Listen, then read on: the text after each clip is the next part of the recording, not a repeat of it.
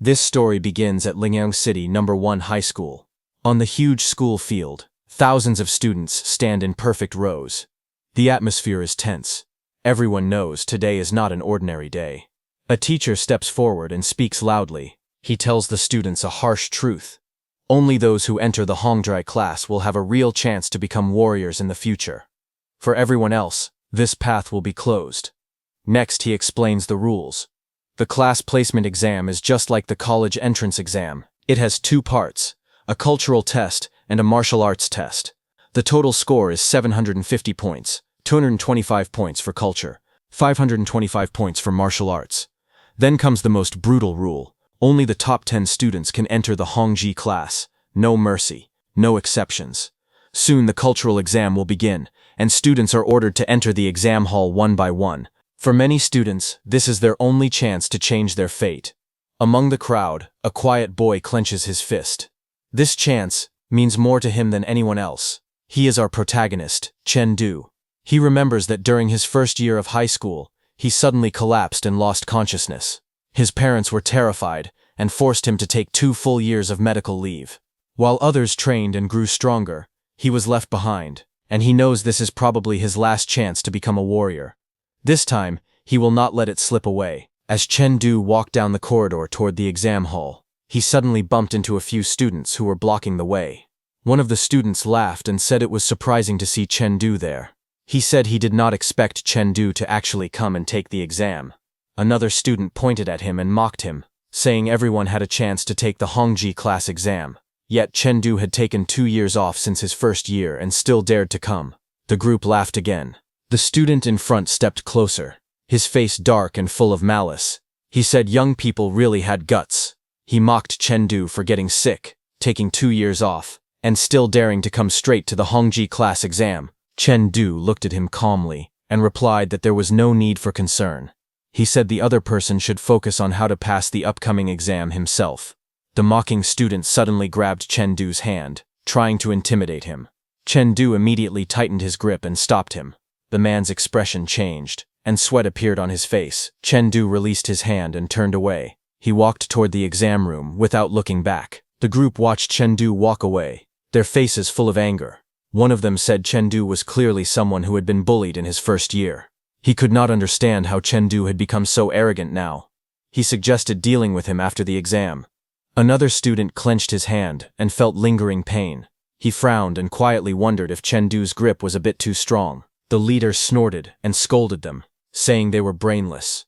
He said that if they made a move now and got caught, their exam qualifications would be revoked. He told them to wait until the martial arts assessment before taking action. Inside the exam hall, Chen Du took his seat and turned on the computer. He looked calm and focused, placing his hands on the desk. Other students sat down around him as the room grew quiet. Meanwhile, the leader's face twisted into a cruel smile, red killing intent rising behind him. He said that during the exam they would cripple Chen Du. If Chen Du was accidentally crippled during the exam, no one would be able to say anything about it. Back at his seat, Chen Du stared at the screen as the first question appeared. The exam began with a general knowledge question, asking the students to briefly describe the current world background and the starting day of the high martial calendar. Chen Du looked at the question and frowned, remembering that in the year 2842 of the old era, an otherworldly civilization was discovered. Not long after, they invaded Earth. Humanity responded by launching nuclear weapons. 2 years later, humanity suffered a complete defeat in the total nuclear war. The death toll exceeded 5 billion people. Under full-scale nuclear radiation, human bodies were pushed beyond their limits. Humans began to evolve. Terrifying creatures appeared across ruined cities, and powerful beings rose from the chaos. On August 27, 2860 of the old era, all adults reached life strength level 2. That day marked the end of the old era, and the beginning of a new age. It became known as the initial day of the high martial calendar. The exam continued with more questions. The second question asked about important individuals who made major contributions during the early wars of the high martial calendar. The third question asked what wrong policies different nations proposed to restore world order. A fourth question followed. After finishing the questions, the exam reached its end. Chen Du moved the mouse and submitted the exam. His expression stayed calm. The result appeared. It showed a perfect score. He leaned back slightly and thought about the past. After the incident, he had not slept for 2 years. During that time, he had been badly injured and kept entering a strange space again and again. Inside that space, his spiritual power awakened, and he gained a photographic memory. Because of this, even after being away from school for 2 years, he still had the confidence to take the exam. However, he knew the cultural exam was only worth 225 points. He still needed to go home and properly prepare for the martial arts assessment. Later, Chengdu returned home. As he went inside the house, his dad was preparing dinner. Chengdu walked in with his bag on his shoulder. A card slipped out of his pocket and fell to the floor. His sister nearby bent down and picked it up.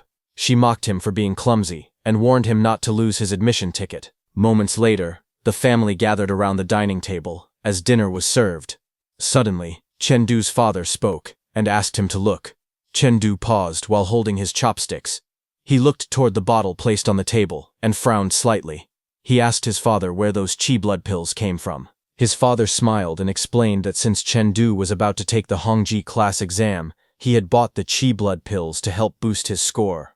Chengdu looked serious and said that he could get in even without using those pills.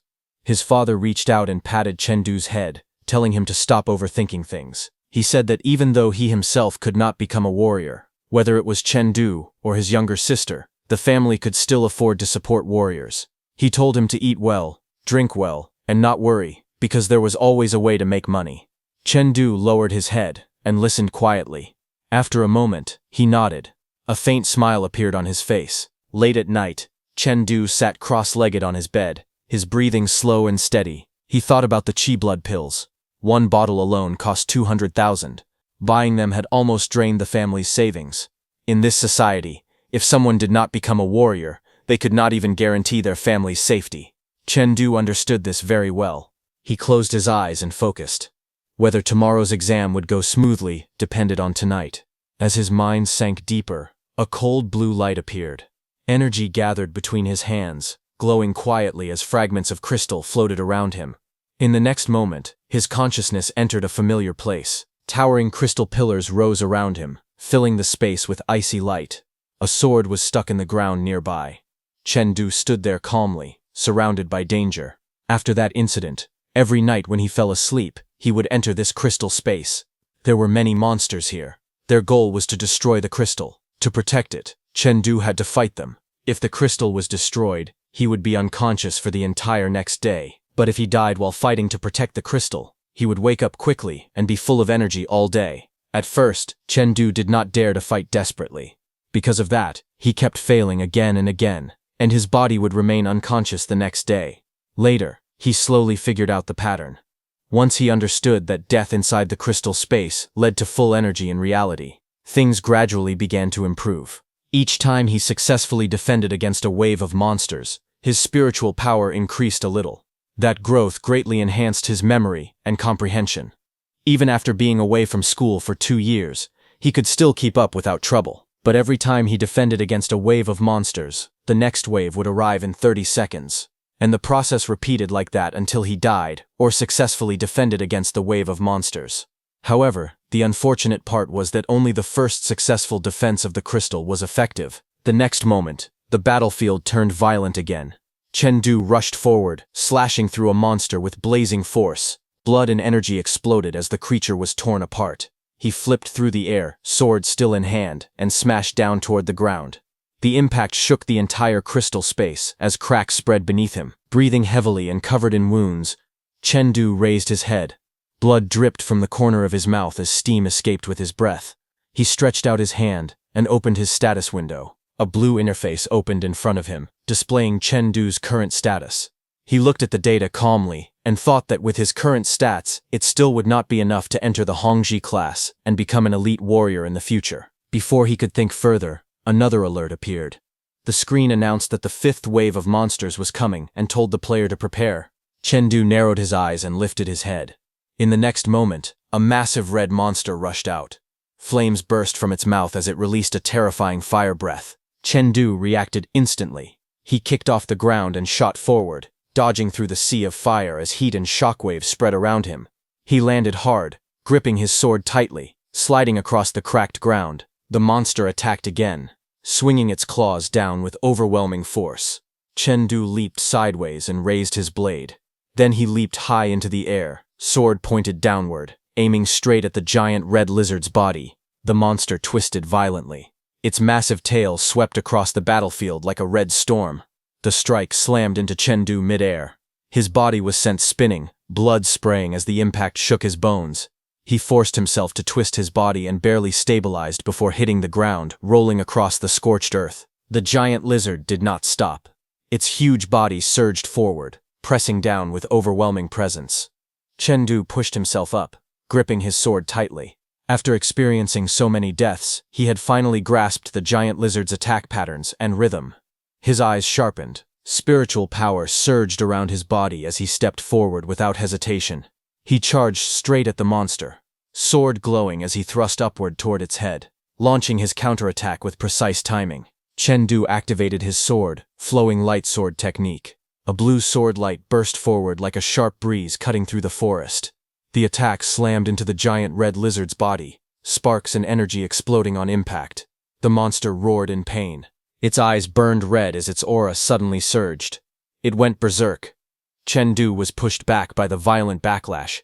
He twisted his body in midair and barely stabilized himself, landing hard on the lizard's body. He frowned and admitted that he had been careless, but at least he was not seriously injured. The giant lizard opened its mouth wide and let out a furious roar, flames and killing intent flooding the area. Chengdu steadied his breathing and tightened his grip on the sword. He told himself to stay calm. This time, he would definitely win. The red-scaled monster swung its massive body, opening its mouth wide as it roared. Its sharp fangs flashed, and sparks scattered through the air. Wrapped in blue light, Chengdu shot forward like a streak of lightning. His body cut through the air, closing the distance in an instant. The monster's eyes widened. It opened its jaws even wider, its tongue lashing out as it tried to swallow him whole. A loud impact echoed as Chengdu twisted his body midair and narrowly avoided the bite. He spun away, blue energy surging around him as he was flung backward by the force. His feet scraped through the air as he steadied himself. His face tightened, teeth clenched, sweat running down his cheek. His eyes stayed locked on the monster. The red beast suddenly reared back and spewed a torrent of flames. Fire roared forward, filling the space between them. Chengdu leaped again, using the monster's size to his advantage. He darted downward, slipping beneath its attack, his blue aura blazing brighter. In the next moment, he dove straight toward the monster's lower body. His attack came crashing down like a falling blade, the force tearing through the air as he struck. The red-scaled monster raised its head and released a blazing stream of fire. Flames poured from its mouth, lighting up its chest as heat spread in all directions. Chengdu reacted instantly. His body burst with blue light as he shouted, activating agility. He tightened his grip on the sword and surged upward. In the next moment, his blade came down in a straight line of blue light. The strike crashed onto the monster's head with overwhelming force. The impact shook the ground. The monster let out a furious roar as its massive body slammed downward. Rocks shattered and debris flew everywhere. Blue energy exploded across the monster's body. Chengdu landed firmly, sliding to a stop as the glow around him slowly faded. The sword was now deeply embedded in the monster's body. The red giant collapsed, completely crushed. A system notification appeared in front of Chengdu, congratulating him for successfully defending against 5 waves of monster attacks. His spiritual power level increased by 1. Another notification followed, stating that the defense waves were fully completed, and that a void immortal visualization method had been obtained. Chengdu stared ahead, shocked. Sweat slid down his face as he processed the reward.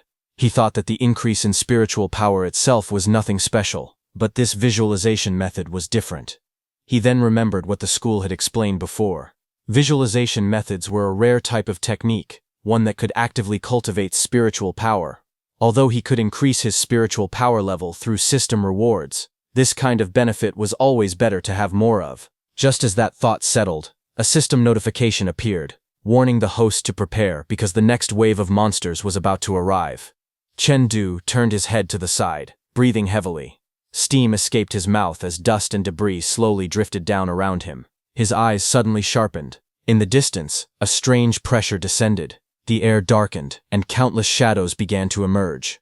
A group of monsters gathered together, their massive bodies overlapping one another. Their eyes glowed red in the darkness, filled with killing intent. Chengdu stared at them, his expression turning serious. He quickly judged the situation. Each of those monsters had life strength one level higher than his own, and there were a full 30 of them. From his reaction, it was clear that passing this stage would not be easy anytime soon. After that, he returned to reality. Later, he sat quietly, cross-legged in his room, his hands resting together as he tried to calm his breathing. He decided to put everything else aside and check the visualization method first. A glowing blue interface unfolded in his hand. Lines of light flowed like data as the method activated.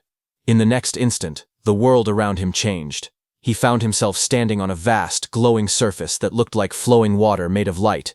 Blue fragments drifted in the air. His eyes widened in surprise as he looked around, trying to understand where he was. Then, a terrifying presence appeared. In the distance, an enormous shadow rose up. A giant figure stood before him, its body towering into the darkness. Its many eyes glowed red, staring straight at him with overwhelming pressure. Chengdu felt his breathing tighten. He lifted his head slowly and finally understood why it was called a visualization method. As long as he gazed at this giant, it would put him through trials. Back in the real world, he sat cross-legged on the bed. Blue flames of spiritual energy surrounded his body, rising and falling as he entered cultivation. The room was silent, filled only with the faint hum of energy. Suddenly the door swung open, and Chengdu's sister called him to come out to eat. Chengdu stood beside the bed, wiping his body with a towel. Sweat traced down his muscles, his physique clearly more defined than before. His sister watched him and teased that he seemed a bit more handsome. He glanced over, the corner of his mouth lifting slightly. He replied calmly, questioning whether he had not been handsome before. The girl puffed up in protest. She stepped closer, then suddenly yelped as he reached out and rubbed her head. She struggled and complained loudly, saying that he was messing up her hair. The girl froze for a moment, staring at him with wide eyes. A faint blush spread across her face as she muttered in confusion, wondering if her brother had always been this handsome. In front of the mirror, Chengdu examined his reflection in silence. His expression grew thoughtful as he noticed the subtle changes in his body. He wondered if this was the effect of the Void Immortal visualization method.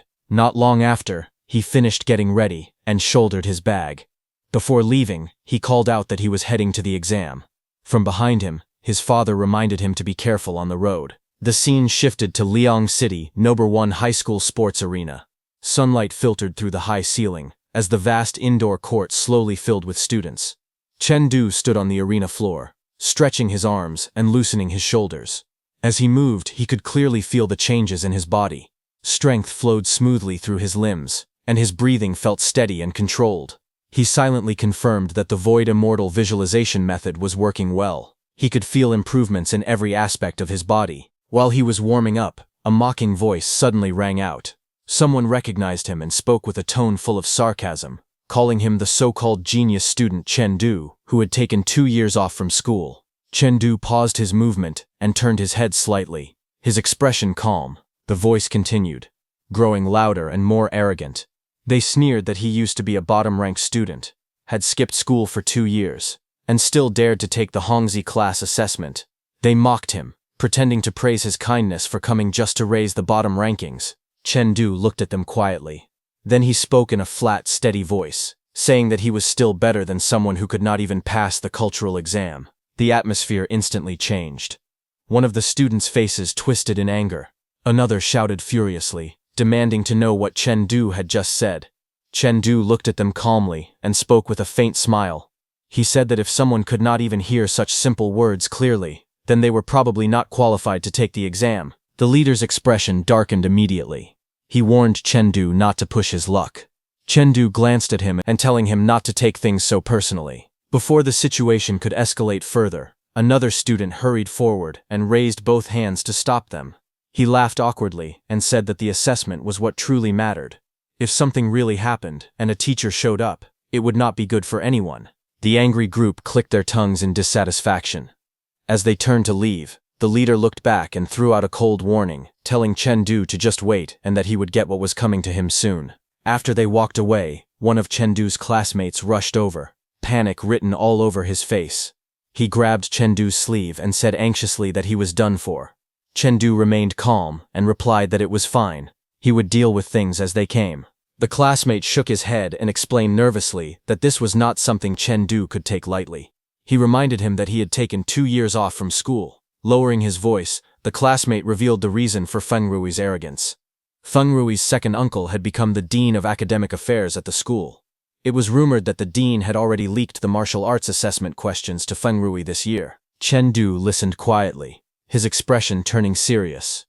In his heart, he concluded that he needed to be careful. It seemed Feng Rui might collude with teachers to sabotage him during the assessment. Just then, a large announcement panel appeared, clearly explaining the rules of the martial arts assessment. The test would consist of 2 parts, a strength test followed by combat duels. All examinees were instructed to enter their assigned exam rooms in groups of 10, according to their exam numbers. The strength test would begin first. As the students lined up, Chen Du's classmate reminded him that the exam was about to start. He told him not to think too much and just get in line. Soon the group was led into the testing area. A massive sandbag device stood before them, shaped like a strange creature with glowing red eyes. The atmosphere instantly became heavy. New rules were announced. The exam would use a last-place elimination system. Everyone had to strike the sandbag with full force at the same time. Those with the lowest scores would be eliminated on the spot. Murmurs spread through the group.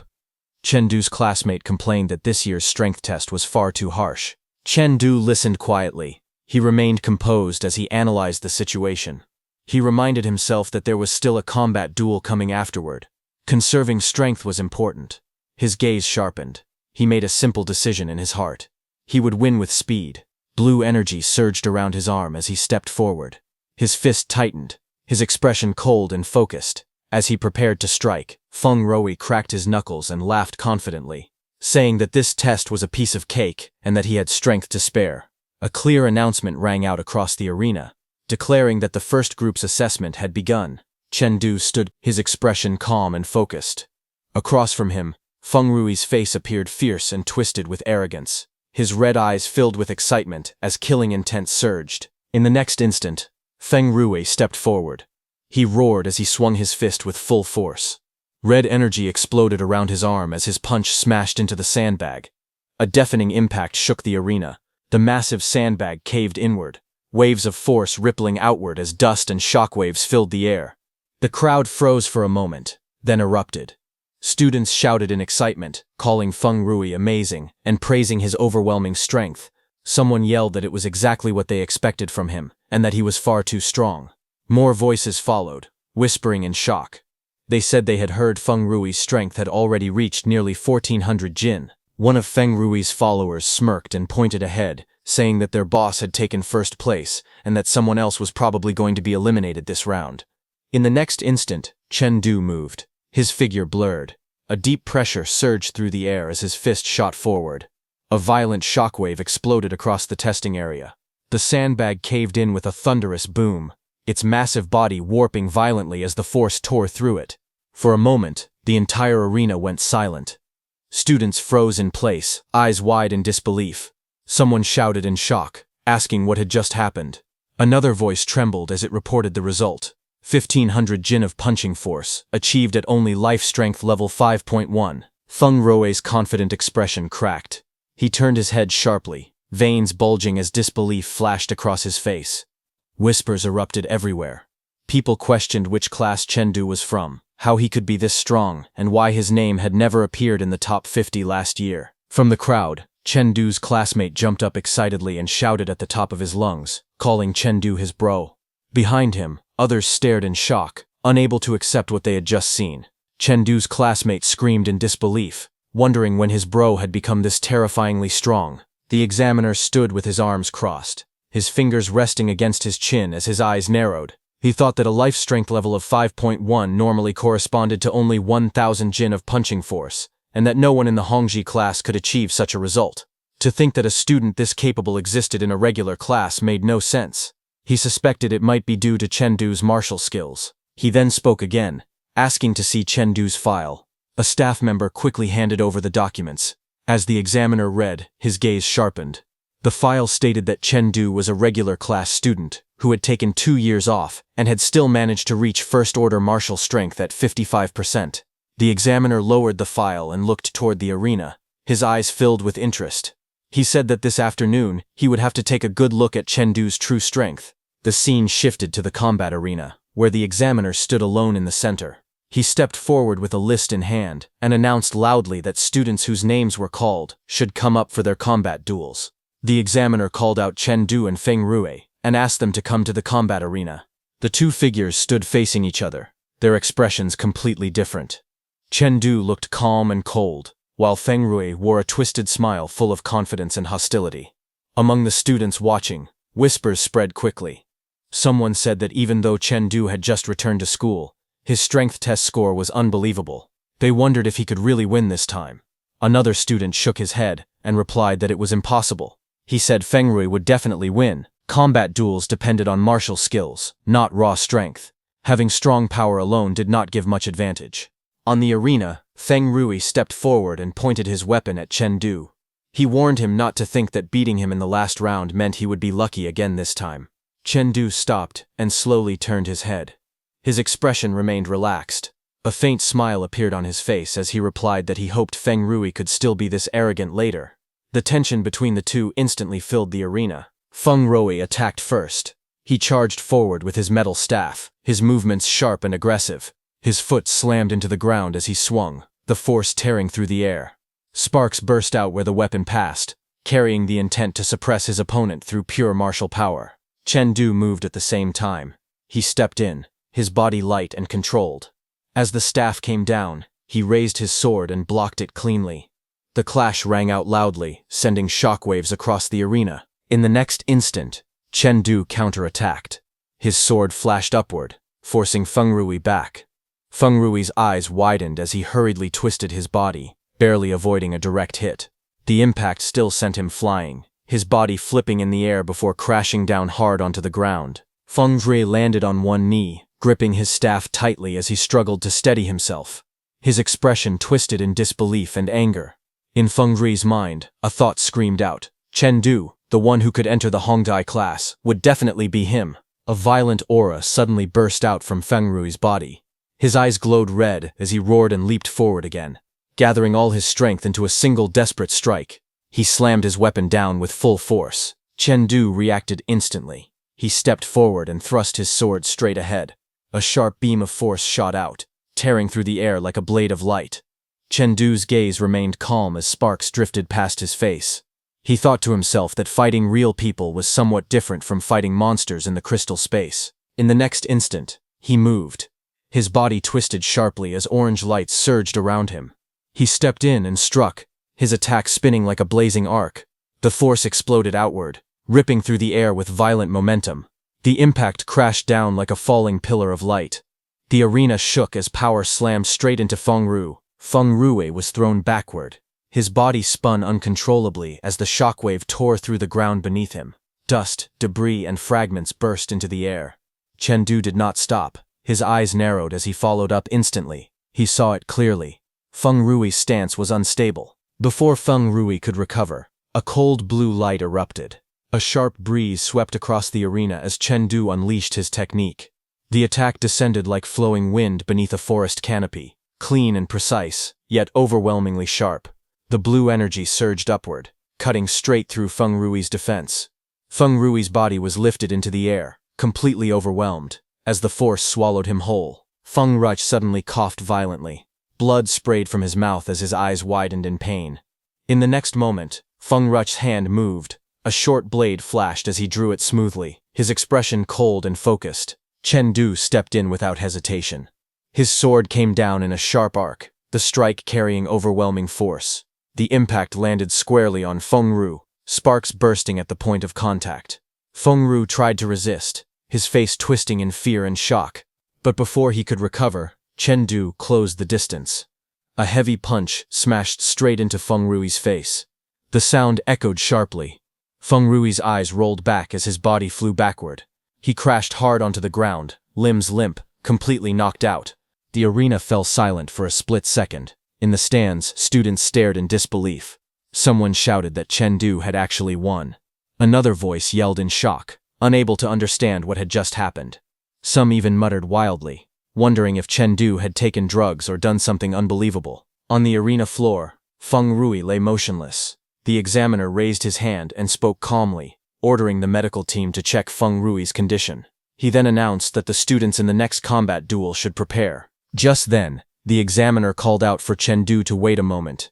Chengdu paused and turned his head. A bead of sweat slid down his face as he looked back calmly. Teacher Ling stood in the arena, hands behind his back, his expression steady and composed. Chengdu stepped forward and lowered his head slightly. He apologized, saying that he had been too caught up in the moment and had failed to control his strength properly. Teacher Ling looked at him for a second, then spoke in a calm tone. He said that getting injured in combat duels was normal and told Chengdu not to worry about it. He reminded him to be more careful next time and added that Chengdu had worked hard today. Before dismissing him, he casually told him to remember to stretch when he got home. Chengdu straightened and thanked his teacher respectfully. As Chengdu stepped aside, Teacher Ling's gaze shifted toward the direction Feng Ruoyi had been taken. In his mind, he noted that Feng Ruoyi had been beaten badly, yet had not suffered any serious external injuries. It was most likely because of Chengdu's overwhelming advantage in martial skills. Teacher Ling clenched his gloved fists slightly, his expression turning thoughtful. He then called Wang Sai, telling him to contact the principal immediately. Wang Sai responded loudly, acknowledging the order without hesitation. Meanwhile, Chengdu walked down the quiet hallway, his footsteps echoing softly. He thought to himself that it was still early. His father and sister would not be home until later. Soon he stopped in front of a large machine, the virtual combat pod. He looked at it calmly. Although he could not afford real one-on-one sparring partners, the school had provided every student with one of these. He stepped closer, recalling how it worked. As long as he lay down inside, the system would automatically match him with opponents of similar skill level for combat training. Since he had always been fighting monsters in the crystal space, he had not done much virtual combat. Because of that, his current rank was only bronze. Reaching out, he plugged the cable into the socket. As the machine powered up, another thought crossed his mind. Feng Ruoyi had lost badly today. Because of that, there was a high chance someone would try to cause trouble for him, all to stop him from entering the Hongji class. Chengdu stood in front of the open virtual combat pod, quietly observing the seat inside. He knew that every combat record from the virtual pod would be uploaded to the Blue Star Youth Rankings, a special leaderboard created for college exam students. It was also known as the Genius Rankings. This ranking represented pure martial skill strength and was recognized across all ecological zones worldwide. Even many students from the Hongji class had failed to appear on this list. Chengdu sat down and slowly closed his eyes. He understood clearly that as long as he could make a name for himself on the Blue Star Youth Rankings, he could earn his way into the Hongji class through real ability alone. The pod activated. Light flickered, and his surroundings changed as the virtual space formed around him. His body appeared inside the simulation, standing on a clean white platform. He thought calmly that ever since obtaining the crystal space, he had barely used the virtual combat pod. He decided to warm up with a single match first. Blue data fragments gathered in front of him. Chengdu looked ahead, slightly puzzled. He wondered where his opponent was. At that moment, before Chengdu could react further, a calm voice echoed in the space. In the next instant, a blur of motion descended from above. A purple-haired female figure dropped down with deadly precision, blade flashing as she aimed straight for Chengdu. The moment the purple-haired girl struck, Chengdu reacted instantly. He twisted his body and raised his sword, barely blocking the sudden attack. The impact exploded with force, shockwaves rippling across the ground. The girl landed lightly and smiled. She praised him, saying that his reactions were pretty good. Then her expression sharpened. She reminded him that this was not a school exam where opponents waited politely before attacking. In real combat, hesitation meant death. Chengdu straightened, gripping his sword tighter. He calmly replied that the lesson was learned. From now on, he would not give her another chance to ambush him. Blue light flared around his body. As his aura surged, the two clashed again. Their figures twisted through the air, blades colliding again and again. Blue arcs of light tore across the battlefield as Chengdu advanced aggressively, forcing the girl back step by step. A powerful move burst forth. Azure Dragon Thrust. Chengdu's sword shot forward like a raging dragon, the strike sharp and overwhelming. The girl's eyes widened slightly as she dodged at the last moment. She looked at him in surprise and pointed out that he had used Azure Dragon Thrust. She noted that it was clearly a thrust-type move, yet he was wielding it like a sword technique. Chengdu pressed forward without hesitation, launching another fierce attack. As she retreated, the girl spoke again, her tone turning instructive. She told him that the 4 flowing light forms did not need to be confined to a single shape. What mattered was understanding the true essence of the martial skill itself. Chengdu felt his mind snap into clarity. He realized that sword techniques should never be trapped by rigid forms. Power was meant to flow freely, not be restrained by labels or structure. As his blade swung, a sharp arc of light cut through the air. At the same time, a doubt flashed through his mind. He wondered how the girl knew his sword technique so clearly. Before he could think further, her voice rang out, warning him not to get distracted. She moved like lightning. Her strength was overwhelming, and Chengdu could not tell what basic martial skill she had learned. Every strike felt unfamiliar, yet perfectly refined. The girl flipped through the air and pressed down relentlessly. Chengdu raised his sword to defend, but his focus slipped for just a moment. She seized that opening. She shouted that he had let his guard down. Purple energy exploded as her attack slammed into him. Chengdu cursed in frustration as his body was sent flying backward. The impact shattered the space around him. The virtual battlefield dissolved. A system screen appeared, announcing the result. The pig-masked Chengdu was defeated.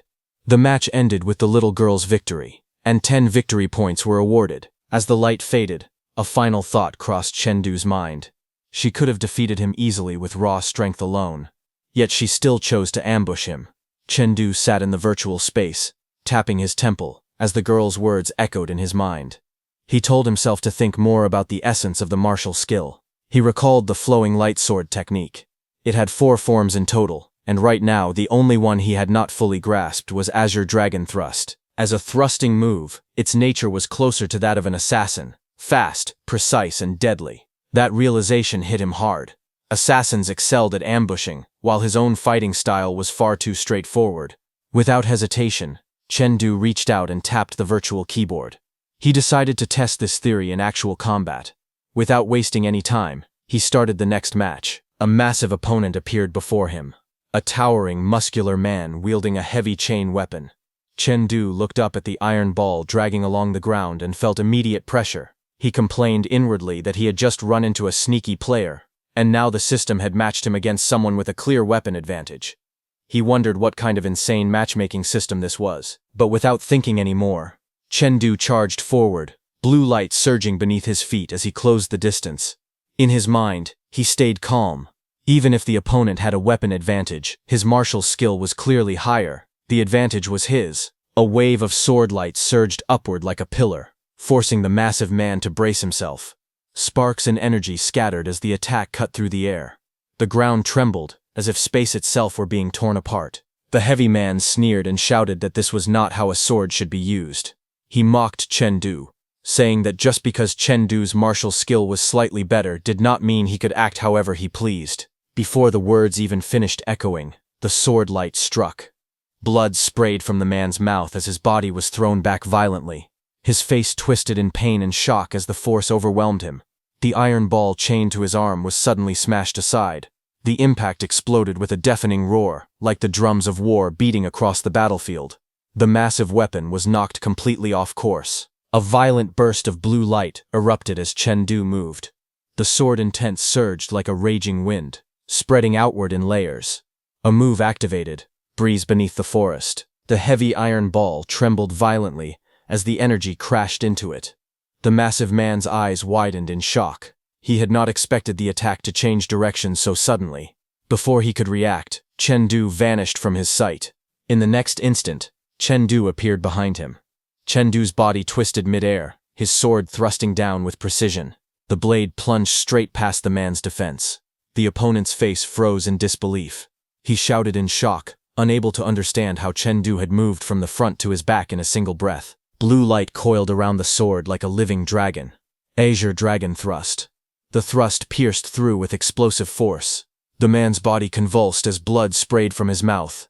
The overwhelming power crushed him completely.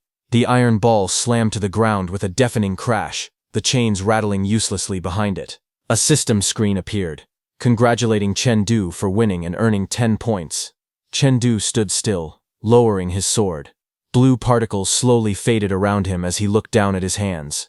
He realized that this was the first time he had successfully executed Azure Dragon Thrust. Chengdu stood quietly. His pig mask tilted slightly as blue light drifted around him. A thought surfaced in his mind. He wondered why the sword was called ingenious. As his understanding deepened, he realized that ingenious did not mean mere dexterity. It meant adaptability. The sword could be hard or soft. It could be hidden or revealed. It could strike like thunder, fierce and unstoppable, or flow gently like calm water. As the final form of the flowing light sword technique, Azure Dragon Thrust was not meant to be rigid. It was meant to teach him this truth. The sword was not bound to a single stance or method. It could be wielded openly and honorably, or used for sudden covert strikes.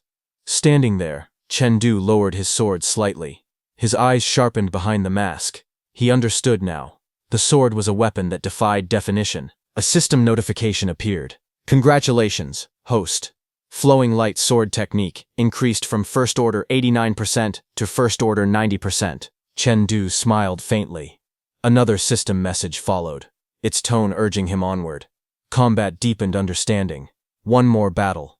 Another notification flashed. Congratulations, host. Flowing light sword technique increased. Chengdu tightened his grip on the sword.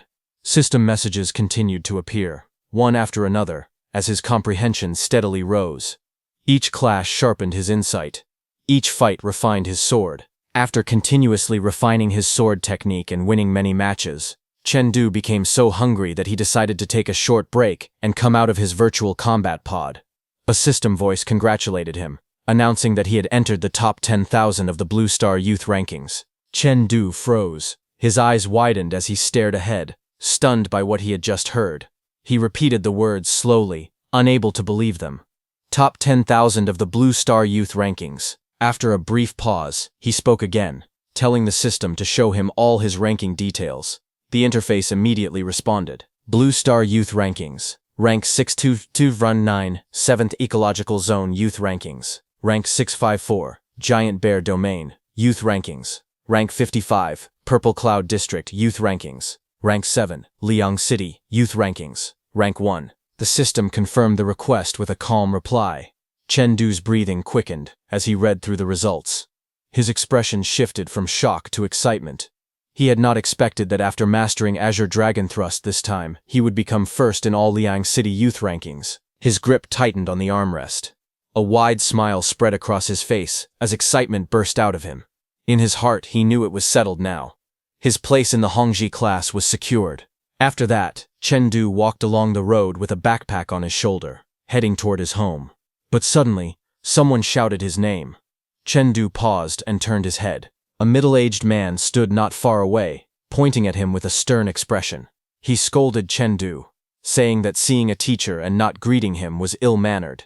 The man was Feng Liguo, the Dean of Academic Affairs of Liang City No. 1 High School, and Feng Rui's second uncle. Chengdu turned around fully and greeted him politely, calling him teacher. Nearby students watched quietly. Some of them stared at Chengdu's armband, their expressions changing as recognition slowly spread. Feng Liguo frowned and spoke again. He announced that this semester, as the Dean of Academic Affairs, he would personally conduct uniform inspections. He pointed at Chengdu and questioned what he was wearing. Chengdu lowered his gaze slightly and replied calmly that it was the school uniform. A few students nearby let out suppressed laughter. Feng Liguo suddenly shouted for silence. Whispers still spread among the students. Some said that Chengdu was in trouble, that Feng Rui had still not been discharged from the hospital, and that his second uncle would definitely seek revenge. Others claimed they heard Chengdu had won by using banned substances and said he deserved what was coming. Someone else muttered in confusion, saying they thought Chengdu was actually that strong. Feng Liguo suddenly lashed out. He raised the wooden baton and struck down, shouting angrily that this, and this, all of it failed. Chengdu tilted his head slightly and avoided the blows. His expression remained calm.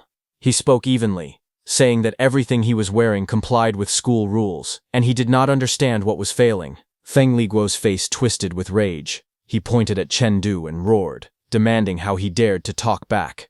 The baton came down again.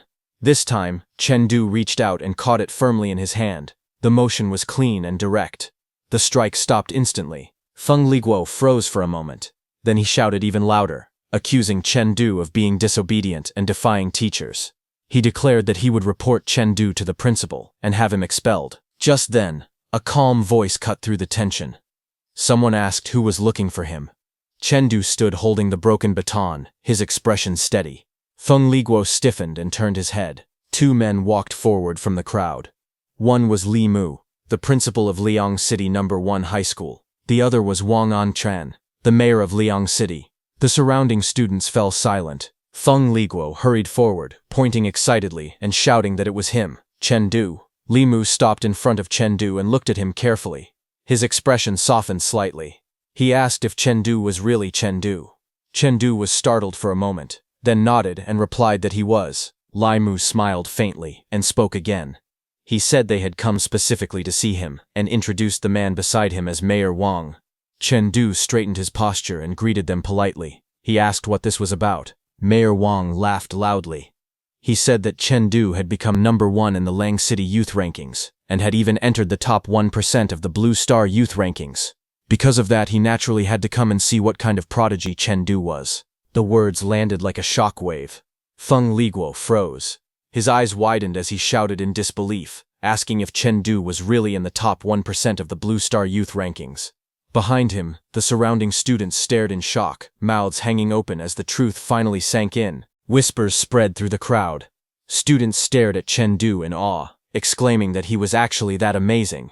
Someone muttered that, with that level of strength, Chengdu would never need drugs to defeat Feng Ru. Others excitedly said that Brother Du was so talented that he was definitely getting into the Hongji class. Amid the noise, Li Mu spoke calmly and told Chengdu to come with them to the conference room first. He said there was something they needed to discuss. Feng Liguo sat collapsed on the ground, completely ignored. Chengdu nodded and replied with a simple yes. He walked away with the principal and the mayor as the students watched in silence. The scene shifted to the conference room. Chengdu entered and politely greeted them again. Inside, two students were already present. One was Lu Bo, a senior from Liang City No. 2 High School and second place in the Liang City youth rankings. The other was Mo Leitrai, from Liang City No. 1 High School's Hongji class, ranked No. 1 in that class. They exchanged brief glances. They did not know each other. Their eyes met, then shifted away almost at the same time. The atmosphere was quiet and slightly awkward. After everyone took their seats, Wang Anchuan leaned forward and got straight to the point. He explained that the 100 cities under Purple Cloud District's jurisdiction were preparing to hold a competition for high school seniors, and that each city would send its top 3 senior students based on martial skill rankings, using the rankings as of 6 p.m. the previous night. The teams would be led by a warrior of level 15 or above, and would participate in a 3-day 100 cities championship held at High City No. 1 High School. As the explanation went on, Chengdu listened quietly. Mayor Wang then revealed the rewards. He said the top 10 finalists in the championship would receive different amounts of college entrance exam bonus points and prize money, starting at a minimum of 10 bonus points and 100,000 yuan. Chengdu lowered his gaze slightly, his expression turning serious. Mayor Wang looked at him and asked if he was willing to participate. Before Chengdu could answer, Mo Leite raised his hand and spoke. He asked the mayor why the competition was not using virtual combat, since it was based on martial skill rankings. Mayor Wang answered calmly. He said that compared to virtual combat, the district leadership believed real combat was more effective. He explained that warriors would be present to ensure safety. During the matches, everyone would wear specially made suits and fight at the same life strength level. Chengdu thought calmly to himself. With his current martial skill level, he was at least within the top 20 of the Purple Cloud District. With his daily rate of improvement, reaching the top 3 should not be a problem. He lowered his gaze, his expression steady. Even if he did not make the top 10, this competition would still allow him to understand the true level of his peers. There was no need to put too much pressure on himself. Across the table, the mayor smiled gently and advised him not to overthink it. After a brief pause, Chengdu raised his hand and spoke clearly. He said that he would participate. Beside him, Mo Leite smiled and added that he would participate as well. The mayor laughed in satisfaction and praised them, saying that true heroes always emerged from the youth. He then informed them that they would be notified in advance once the departure time was confirmed and told them they could return to class. Later, as Chengdu walked out of the room, his thoughts turned heavy. If he could place in the top 3 of the 100 cities battle, his parents would no longer have to work themselves to exhaustion every single day. He clenched his hands slightly. He knew what he had to do. Chengdu resolved to secure a top 3 spot in the 100 cities battle. After that, Chengdu pushed open the classroom door and stepped inside. He paused for a moment and looked around. Usually classroom desks were labeled with students' names, but the Hongji class desks had no names at all. He hesitated briefly, then decided to sit anywhere for now. As soon as he pulled out a chair, a harsh voice rang out, telling him to get lost. A large hand slammed down near him. The voice demanded to know who he was and how he dared to sit there. Chengdu turned his head. Standing beside him was a huge, burly student. He was Peng Hu, ranked 10th in the Hongji class. His towering build made him look like a bear standing inside the classroom. Peng Hu leaned closer, looking down at Chengdu with a mocking smile. Chengdu met his gaze calmly and spoke, asking what era this was, and whether people were still trying to bully others at school. The atmosphere tightened instantly. Before Peng Hu could respond, someone stepped in between them. A hand landed gently on Chengdu's shoulder. Mo Leite spoke calmly, telling Peng Hu that Chengdu was here for the first time and did not yet understand the Hongji class rules. Chengdu felt his heart tighten. Mo Leite had approached him silently. That alone made Chengdu realize something was wrong. In his mind, he judged that the man's life strength must be at least 2 levels higher than his own. Peng Hu snorted coldly and waved his hand. He said that Chengdu was lucky. For Mo Leite's sake, he would let this matter go. Then Mo Leite spoke again, explaining the rules. He said that since this was Chengdu's first time in the Hongji class, he probably did not know that strength and status here were determined by seat numbers. He explained that every month, the Hongji class held a seat ranking battle using real combat. The results decided everyone's ranking. The bottom 10 students would be forced to stand during class for the entire following month. Chengdu listened quietly. He felt surprised. He had not expected the competitive pressure in the Hongji class to be this intense. Mo Leite added another detail. He said that since it was the beginning of the month, this month's seat rankings had already been arranged. He then pointed forward and told Chengdu that in a moment he would compete for his seat number through a challenge format. Chengdu raised his eyes slightly and asked calmly whether, aside from being able to sit during class, there were any other differences in treatment based on seat number rankings. He explained that this mattered because it determined how much strength he should use. The answer came quickly. The higher the seat ranking, the better. The reason was simple. Seat rankings decided the amount of resources allocated to each student every month. Hearing this, Chengdu's eyes lit up. He said that this was definitely worth trying for. Resources were involved, so he needed to aim for the highest possible seat number. His resolve hardened. Just then, another voice interrupted. Class had already started, and everyone was told to head straight to the combat room next door. The students gathered inside the combat room, standing neatly in rows as the space opened before them. The instructor explained the rules. A challenger could issue up to 3 challenges. Based on their combat performance, a corresponding seat number would be assigned. Chengdu listened quietly. Without hesitation, he stepped forward and raised his hand. He announced clearly that he was challenging seat number 10. The moment the words left his mouth, the atmosphere shifted. His eyes widened, and a bead of sweat slid down his face. Around them, murmurs broke out. Students stared in disbelief. Someone exclaimed that Chengdu was challenging a top 10 position right from the start. Another whispered that he looked honest and simple, yet his actions were unexpectedly bold. Doubts followed just as quickly. Some students reasoned that even if Chengdu's martial skill level was outstanding, his life strength was far lower than others in the Hongji class. They believed that alone was not enough to challenge the top 10. Chengdu recalled the rule clearly. The resource allocation for 10th place was 50% higher than that of 11th place. That difference alone made it worth trying. He tightened his grip on the sword. His gaze sharpened, calm and resolute. Across from him, the student ranked 10th laughed loudly. He mocked Chengdu, saying that he had just arrived in the Hongji class, yet already had such an attitude. He warned him not to end up crying after getting beaten. Chengdu looked at him and asked simply if he was the one ranked 10th. The burly student grinned and answered confidently that he was. He leaned forward, his expression full of arrogance, and told Chengdu that he was out of luck. The instructor called out loudly, telling Peng Hu to put on his protective gear and enter the arena. From the side, someone observed Chengdu quietly. He thought that Chengdu seemed to have a steady personality, yet he was surprisingly eager to prove himself. Still, he decided that this was fine. Letting him experience some hardship could also count as training. Peng Hu stepped forward, gripping his heavy hammer with both hands. His thick body radiated pressure as he stood firmly in place. Chengdu faced him from a distance, sword held calmly in his hand. The atmosphere in the combat room turned heavy. Chengdu's expression remained composed. His eyes were sharp and focused, showing no fear. A loud voice echoed through the room. The match began. Pang Hu grinned viciously and shouted at Chengdu, asking if he was ready. He told him to prepare to cling to his leg and beg for mercy. Chengdu stood calmly, a faint smile appearing on his face. He replied quietly that they would see about that. In the next instant, Pang Hu moved first. He swung his massive hammer forward with terrifying force, but Chengdu remained composed. A faint aura flowed around him as he stepped forward without panic. Pang Hu sneered and shouted that Chengdu was too slow. The heavy hammer descended toward him with overwhelming momentum. From the sidelines, students watched in shock. They exclaimed that, with such a speed difference, Chengdu's life strength level was a full rank lower than Pang Hu's.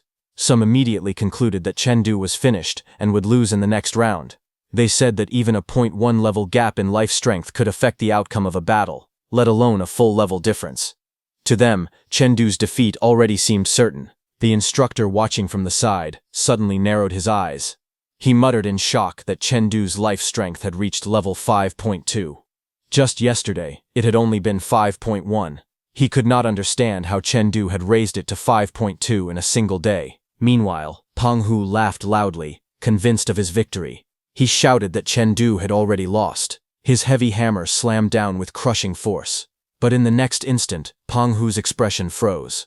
He stared forward in disbelief, unable to understand what had happened. Shock spread across his face as sweat formed on his forehead. Chengdu had moved. In a single smooth motion, Chengdu lowered his body and shifted his stance. His sword rose with perfect precision. A flash of blue light burst upward. Before Pang Hu could react, Chengdu's blade surged from below like a rising tide, carrying immense power. The force of the strike exploded upward, lifting Pang Hu's massive body into the air. Pang Hu's eyes widened as his body was launched skyward. He could only let out a stunned sound, unable to comprehend how the situation had reversed so suddenly. Pang Hu's massive body was sent flying into the air. He could only shout in disbelief as he was thrown upward, completely unable to resist the force of Chengdu's strike. From below, dozens of students stared up in shock as his heavy body soared across the combat room. A moment later, Pang Hu crashed down onto the ground with a loud impact. The floor shook slightly as dust and shockwaves spread outward. The surrounding students widened their eyes, stunned by what they had just witnessed. No one expected the battle to end this quickly. Chengdu stood calmly in place, his sword still in hand. From the side, the instructor suddenly noticed the technique he had used. He stared at Chengdu's weapon and asked in disbelief if that was the Azure Dragon Thrust. He said that Chengdu's martial skill had already reached first-order perfection. Chengdu responded calmly. He said that he had simply broken through last night. Hearing this, the others were even more stunned. Reaching 90% mastery in a single night was something they could hardly believe.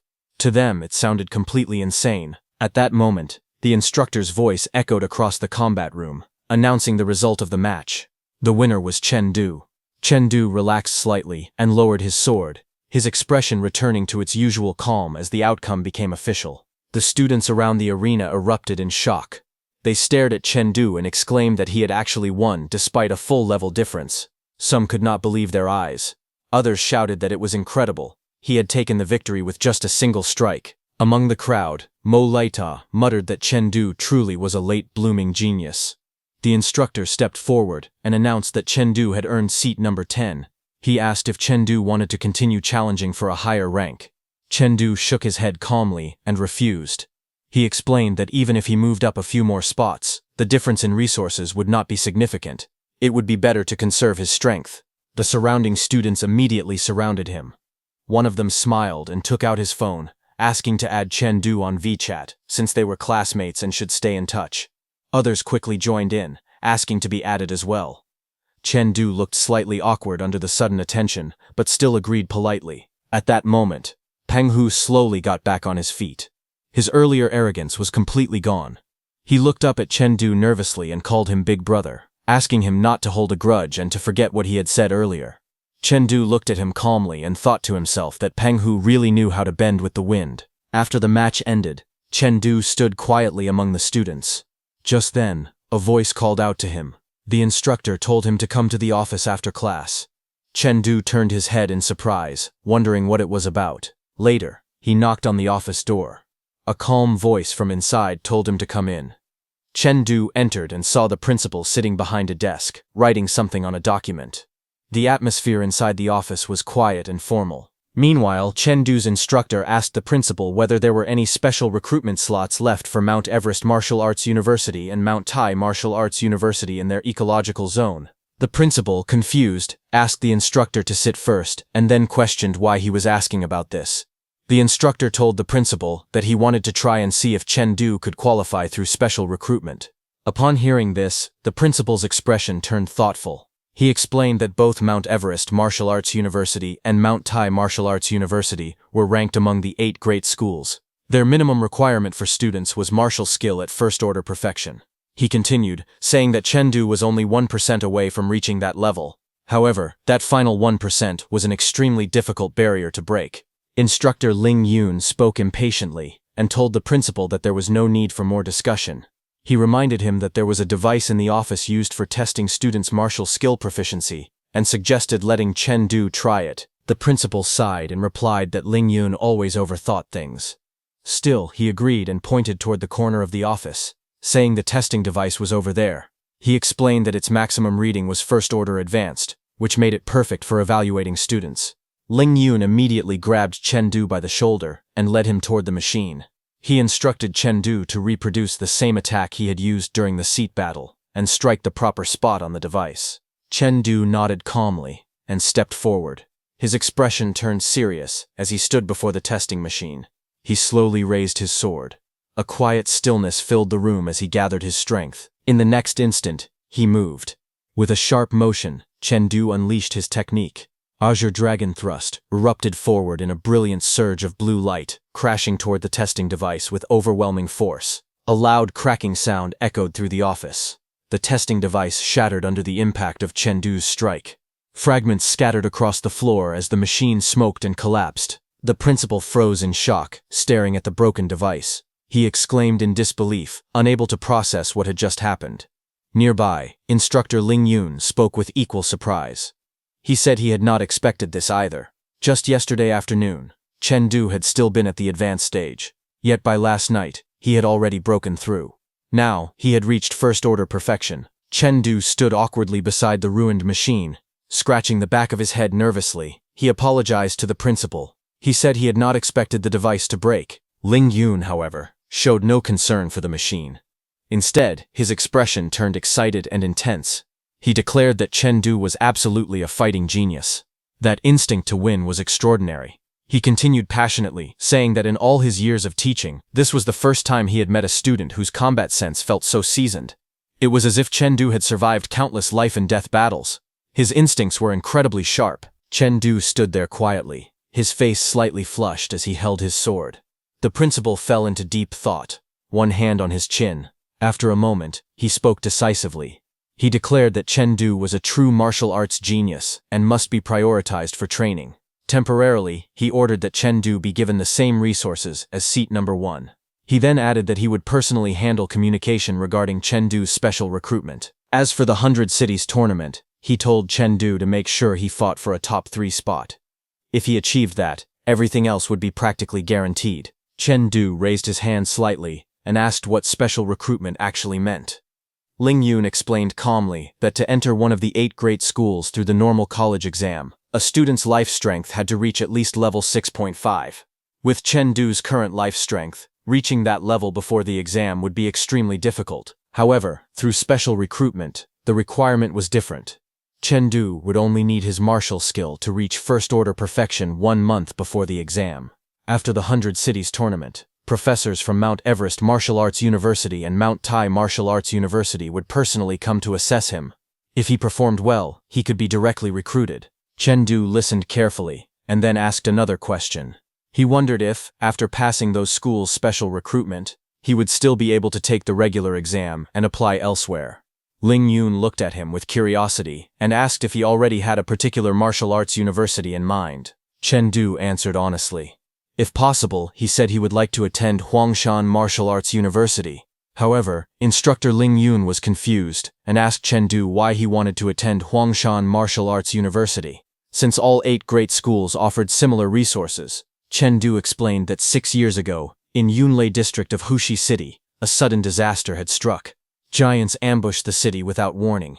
Even though Hushi's defense corps and soldiers from nearby cities rushed in to help, their numbers were limited.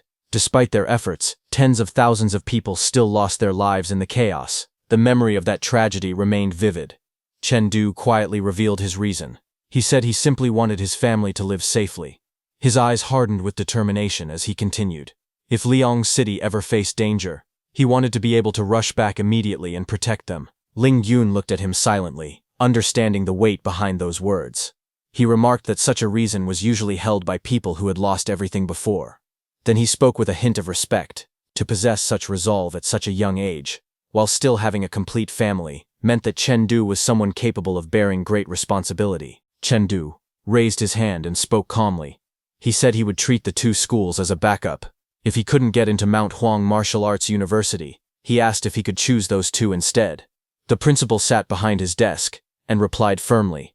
He explained that once Chengdu passed the early special admission, he would have to sign a contract tying him to the school. Later, Teacher Ling told Chengdu the situation clearly. If Chengdu earned a ranking in the 100 Cities Hegemony Tournament next month, admission to the two schools would be almost guaranteed. With early special admission, the score requirement could be lowered by another 100 points. He also warned Chengdu about the alternative.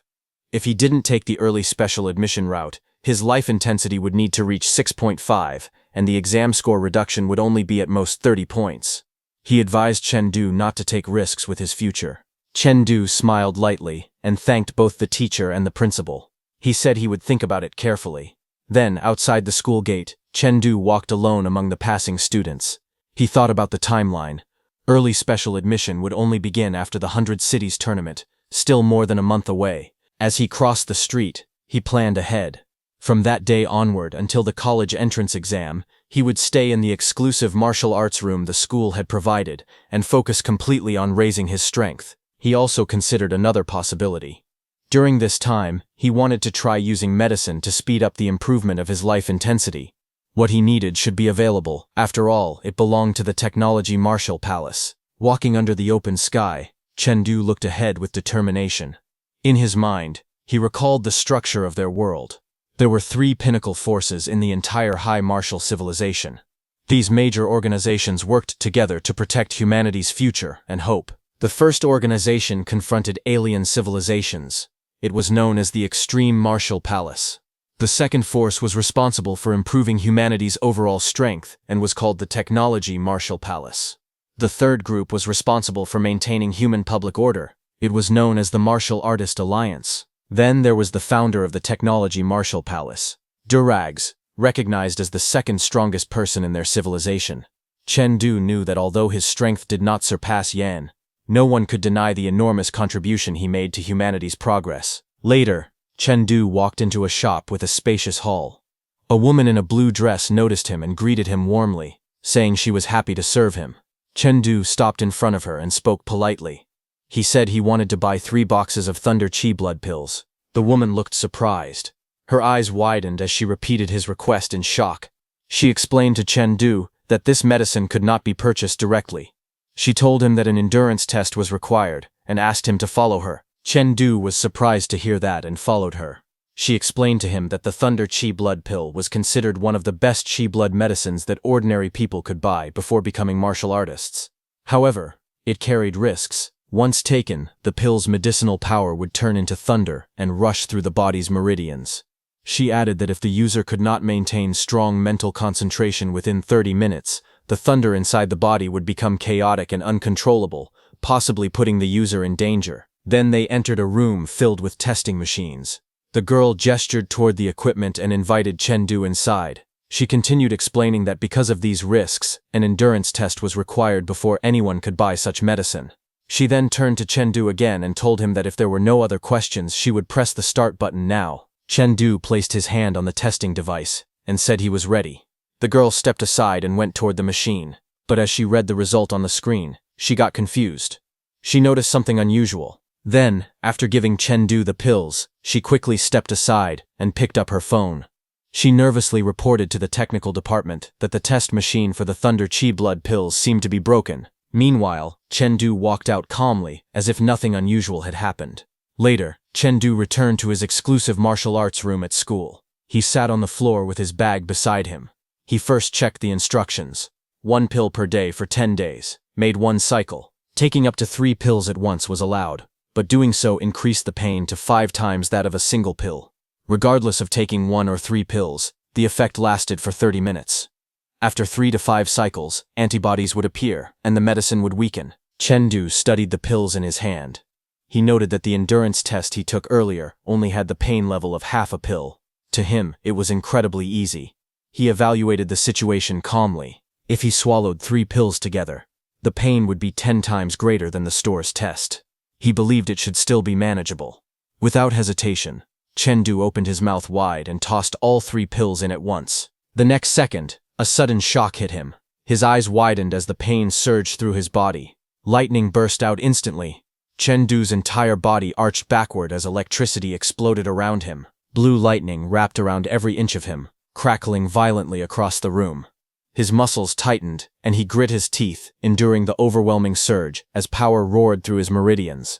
The thunderstorm of energy filled the room in a blinding flash. A few minutes later, electricity still crackled around Chengdu's body. Even with sweat running down his face, he lifted his head and grinned wildly. He asked with a shaky smile, "Is that it?" Then, a few more minutes later, the lightning finally faded. Exhausted, Chengdu slumped forward, breathing heavily. His clothes clung to him with sweat as he let out a long breath. A blue system window appeared before him. The notification stated that his life intensity had increased from 5.2 to 5.3. Seeing that, Chengdu's eyes lit up. He clenched his fist in excitement and said that he was now 1 step closer to reaching level 6.5. As long as his life intensity improvement could speed up, he was determined to refuse early special admission. He looked at the remaining pills inside the open box beside him. He muttered to himself that he had originally planned to take the medicine for an entire month, but now it seemed he could only continue for 10 days. Based on the balance on his card, he calculated that his funds would only last 55 days. Sitting on the training room floor, Chengdu leaned back against the wall. He spoke to himself that if this was the situation, then he had no choice. He needed to fight his way into the top 2 of the 100 Cities Hegemony tournament. That was the only way to get the money he needed to continue improving. But while he was thinking all that, suddenly he fell to the floor, his body still trembling from the earlier surge of thunder power. He struggled to move and realized the side effects were stronger than he expected. He thought to himself that his body was temporarily unable to move because of the ravaging thunder energy inside him. Since his body was exhausted, he shifted his focus. He decided to improve his mental power instead. With determination, he closed his eyes and said inwardly that he was heading into the crystal space. The next morning, Chengdu finally woke up and sat upright again.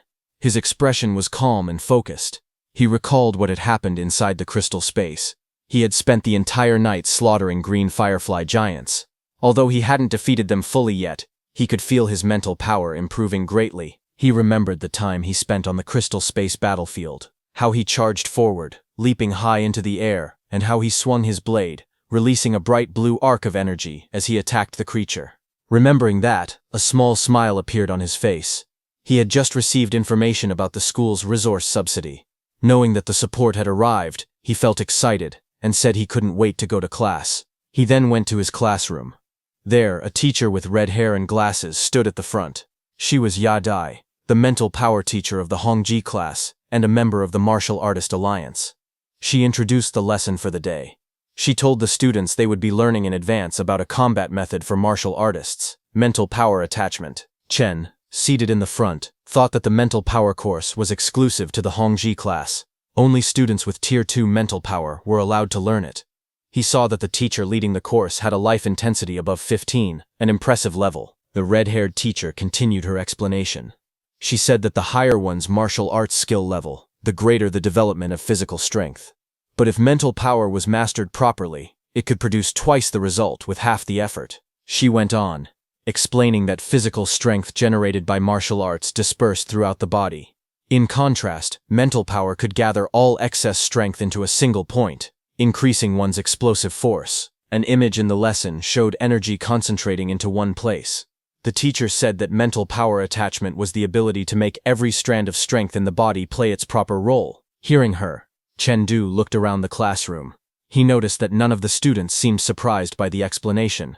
He realized that it seemed they had probably already learned and mastered mental power attachment in advance. Then teacher Yadai added a warning. She told them that before mental power reached Tier 10, the physical strength it could mobilize was extremely limited. She advised students not to spend too much time researching it. For the college entrance exam, she said the main focus should still be on raising life intensity.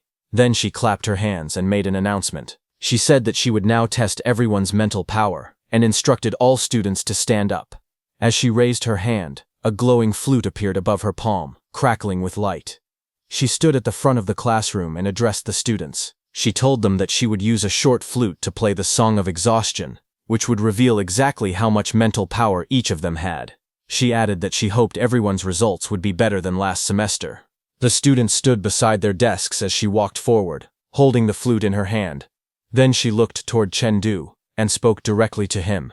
She said that he could choose whether to participate or not. Since the test did not affect his college entrance exam score, Chengdu turned toward her with a confused expression. He thought to himself that the teacher probably assumed he would collapse the moment the flute played because he only had Tier 1 mental power. She must have been worried he would embarrass himself. With a determined look, Chengdu straightened his posture and answered firmly, telling the teacher that he would participate. The teacher smiled lightly and agreed. She thought to herself that young people were always too competitive. Mental power was not something simple to control, and even the other students in the Hongji class struggled with it. She decided to let him try anyway. Since teacher Ling Yun took special interest in him, she planned to keep Chengdu behind after he inevitably failed so she could counsel him privately. She lifted the flute to her lips and announced that the students should focus their attention and resist with all their strength. Her song of exhaustion would make both their bodies and minds feel drained at the same time. Chengdu stood with a determined expression, ready to face whatever would come next. All the students responded confidently, shouting that they were ready. The teacher lifted her flute and began to play. A wave of glowing purple energy burst out, swirling around her as musical notes formed in the air. The song of exhaustion filled the room, wrapping her entire body in a shimmering purple aura. Chengdu stood among the students as the energy spread toward him. He looked up at the purple light with a surprised expression, watching it approach. In his mind, a strange figure appeared in front of him, a dark humanoid shape wrapped in the same purple aura. The creature turned its head toward Chengdu. Chengdu stared at the figure in confusion, wondering what this was. But the next second, Chengdu's eyes widened as the humanoid charged, cutting through the illusion with a clean strike. The monster kicked Chengdu with a powerful blow, but Chengdu blocked its attack with his hand. Purple energy spread all around. Chengdu was shocked to see that the humanoid figure could move. He realized that it was a spiritual-style physical hypnosis. He tightened his fist with a confident smile, ready to counter whatever came next. The teacher lowered her flute slightly. As she stared at Chengdu, she was shocked to see that Chengdu stood calmly in front of her, unfazed by the purple spiritual pressure still filling the room. She watched him closely and noted that Chengdu was actually holding up. He wasn't frowning or struggling. Instead, he looked completely relaxed, as if he were just eating or drinking. Chengdu had closed his eyes, standing still in the swirling purple mist, his breathing steady and calm. The teacher pressed the flute back to her lips and admitted to herself that his spiritual power was far more resilient than she had expected. She wondered how far Chengdu could go. A spark lit up in her eyes as she decided to raise the spiritual pressure by one more level. Purple energy burst out around her again as she played with more intensity. Around the classroom, many students began collapsing. Some trembled, their legs too weak to support them. Others fell to the ground, exhausted and unable to hold on any longer. Voices echoed. They complained they couldn't stand, they felt too tired, and they couldn't keep going. The teacher watched them fall and nodded to herself. It was just as she expected. Most people could not withstand the song of exhaustion at this level. The teacher narrowed her eyes, directing her gaze at Chengdu, wondering about him. But she was shocked when she saw Chengdu still standing without much reaction. The purple spiritual aura twisted behind Chengdu as he continued to stand firmly in place. Students nearby stared in disbelief. One of them cried out that Chengdu was still holding on. They were all shocked because they knew how poor his family was, and that they could never afford spiritual resources. They wondered if he actually possessed spiritual power talent. The teacher was the most shocked because she knew that martial talent and spiritual power talent were entirely different gifts, yet Chengdu seemed to have both. It was the first time she had seen someone possess that combination. Peng Hu, who had collapsed early, looked up with a relieved grin. He laughed to himself, feeling proud because the stronger Chen Du appeared. The more it proved that his own defeat yesterday wasn't because he was weak. Suddenly, a sharp cracking sound rang out. Students turned toward it with wide eyes, startled by the sudden shift in pressure. The sound was Mo Lai-te, finally falling to the ground under the pressure of the Song of Exhaustion. He lay on the floor, drenched in sweat. Everyone watched him in disbelief. They knew that he not only had martial talent, but also spiritual power talent. With a different background, he could compete for entrance into the 3 great elite academies. The teacher stared at Mo Lai-te with wide eyes. She saw that Mo Lai-te, the top student in the class, had collapsed at level 6. Yet Chen Du had endured level 7 without falling. Shocked, she decided to increase the pressure. She brought the flute to her lips again, preparing to unleash level 8 spiritual power. Chen Du's body trembled as the next wave hit him. He let out a strained breath, barely staying upright as the spiritual pressure flooded the room. In his mind, the humanoid figure he was fighting turned into a towering spiritual figure, massive and muscular, glowing with violent purple energy. It loomed over Chen Du, its aura shaking the ground. The giant figure swung its fist, sending a huge impact crashing toward Chen Du. Chen Du crossed his arms to block, but the force still threw him backward in a burst of light and shockwaves. He gritted his teeth as the weight pressed down on him. He was shocked to see how heavy that punch was. Chen Du looked up, sweat beading on his face. His eyes widened as he realized the next attack was already coming, faster and heavier than before. Chen Du dropped to one knee, breathing heavily as the pressure faded. A rough exhale escaped his lips. The spiritual duel had drained him, and he realized the battle didn't just wear down the spirit, the body suffered too. The teacher stared at him in disbelief. In her mind, she repeated what she had just witnessed. Having spiritual power greater than one's life strength was almost unheard of. To her, it looked like a miracle. And Chen Du not only had unusually strong spiritual power, but his martial skill talent was extremely high as well. She imagined the path he could take. Someone who could become immune to spiritual attacks and rely on a powerful body to tear enemies apart. Her expression tensed as she reached a conclusion. Chen Du was practically the perfect warrior for battling the Big Eye civilization. Then, sometime later, in the principal's office, the principal was shocked to find that Chen Du had dual talent in martial skills and spiritual power. Inside the office, teacher Ya Dian nodded firmly. She confirmed that she had personally verified everything during class. The shocked principal leaned back in his chair with wild hair flowing around him. Teacher Ling said he had just finished talking with Chen Du about his situation. From his perspective, Chen Du had the potential to reach level 20, a skywalking warrior. Hearing that, Teacher Ya Dai was shocked and asked Teacher Ling if he meant a real skywalking warrior, someone who could actually fly. The principal leaned forward with a serious expression. He explained that skywalking warriors were extremely rare, only 1 in 10,000. A genius like Chen Du, he said, would be completely wasted in the 8 great schools. He said that Chen Du should aim for one of the 3 great elite martial academies, the kind that didn't take normal exam students and only accepted those capable of becoming skywalking warriors. The principal then told them that he had already received confirmation news that after the 100 Cities tournament, Black Dragon Martial Arts University, one of the 3 elite academies, would hold its freshman selection in Cyber City. He gave Teacher Ling an explicit order to persuade Chen Du to participate. Teacher Ling raised his hand sharply in response, replying with confidence that he understood. Later, at the school office, Chen Du walked inside and asked the teacher why he was being called. Inside, Teacher Ling sat at the desk and began the conversation. He asked Chen Du if he knew about Black Dragon University. Chen Du nodded. He said he had heard of them, that they were one of the 3 great elite schools, but he didn't know much beyond that. Teacher Ling explained to Chen Du that the elite schools didn't recruit through normal exams. They only chose geniuses who had the potential to break through to the level of skywalking warrior. He clarified that warriors at this level were considered skywalking warriors, standing at a transcendent status above normal fighters. To reach that level, he explained, one needed a life strength rating of 9.9 and martial skills at the first order intermediate stage. Then, with a serious tone, Teacher Ling told Chen Du that among high school warriors and above, only half ever reached the intermediate stage in martial skills. Life strength could be raised using blood-enhancing medicine, but most people simply couldn't afford something so expensive. He added that many students couldn't even buy basic blood supplements. By the time they earned money later in life, their best training period had already slipped away. He asked Chengdu if he had ever thought about this. Chengdu remained silent, his expression unreadable.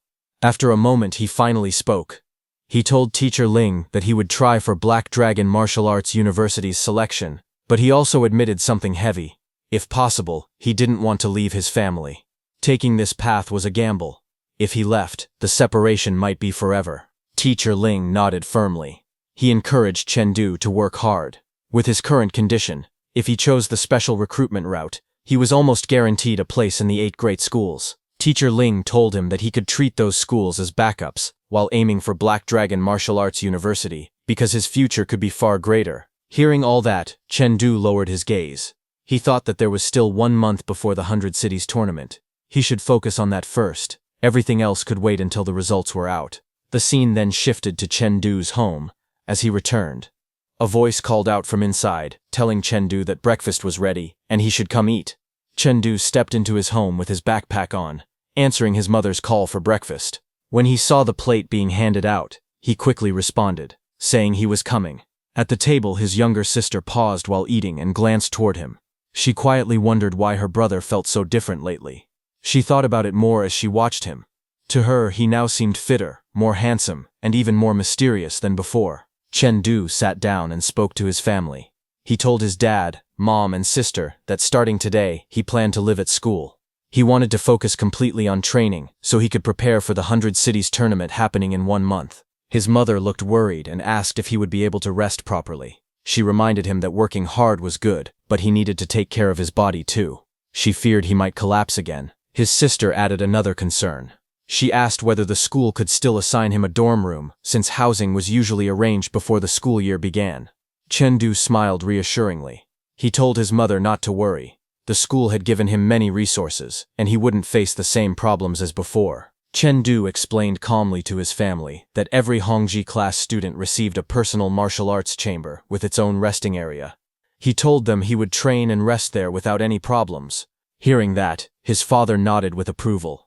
He said it was fine, and encouraged Chengdu to keep his drive and work hard.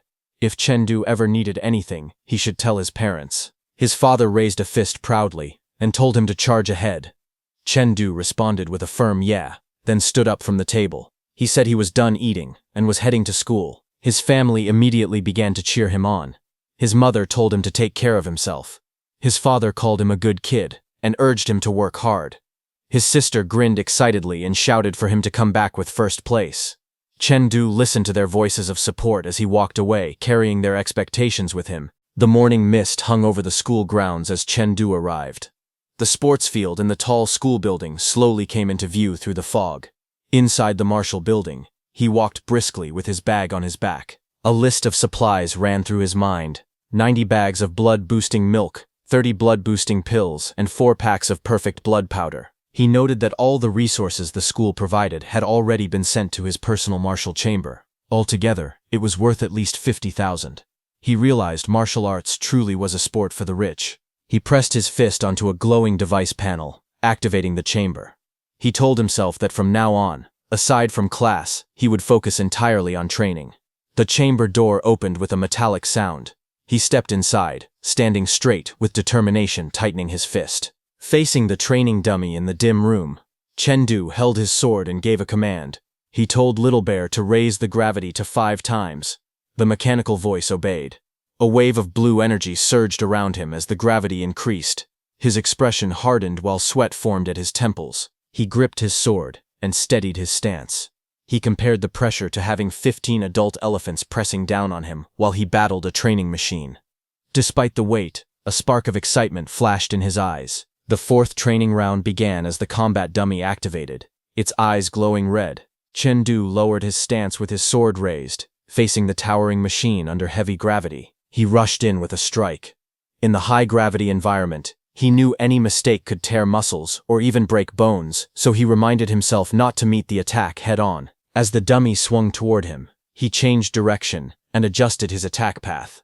The force of the counter-strike sent him rolling across the ground, narrowly avoiding the red trajectory. The dummy analyzed his movement. It reported that his evasion efficiency was at 87%, but his energy consumption was too high. It recommended that he reduce unnecessary movement. The next moment, the dummy attacked again, striking from above and below at the same time. Chengdu realized it was blocking all normal escape routes. Instead of retreating, a determined smile appeared on his face. He told himself that if he couldn't dodge, then he would make the dummy experience increased gravity as well. Chengdu pushed off the ground with full strength, his foot slamming against the floor as he launched himself upward. The training dummy swung its long arms down at him, but he met the attack head-on, raising his sword to intercept. The two forces collided in mid-air under heavy gravity, sending fragments of energy scattering around them. A sharp impact followed. The dummy staggered back with smoke rising from its body, while Chengdu landed lightly on one foot, steadying himself. The damaged dummy's eyes glowed even brighter.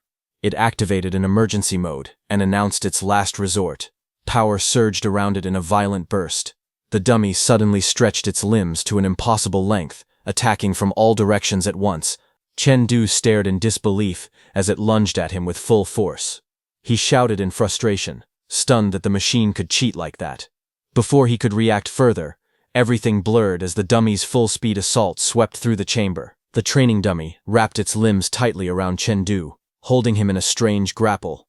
Chengdu let out a tired breath and told Little Bear to end the gravity mode. He added that it was enough, and that the dummy could let him go now. But the dummy continued to repeat its command phrase, last resort, as if stuck on its final setting.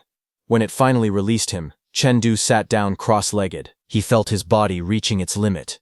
He said he would use the Void Immortal Visualization method next to raise his spiritual power and let his body recover. As he closed his eyes, his consciousness sank into a different space. His shadow stretched downward like a black river, while strange red symbols floated around him. A massive red figure hovered far above, watching silently. Chengdu steadied himself in the void, blue energy swirling around him. He encouraged his spiritual power to grow, calling for more experience. A moment later, he opened his eyes again. He learned that his spiritual power had increased by 0.3 levels. But just as he tried to stand up, he grimaced, realizing that his legs were completely numb. Chengdu then ate a pill and admitted to himself that his mind was exhausted and his body still hadn't fully recovered. Since that was the case, he decided he would sleep. He lay down flat on the ground with his arms spread out, letting his body relax completely. As his eyes slowly closed, he slipped into a calm state. In that quiet moment, he told himself it was time to enter the crystal space and sharpen his martial skills.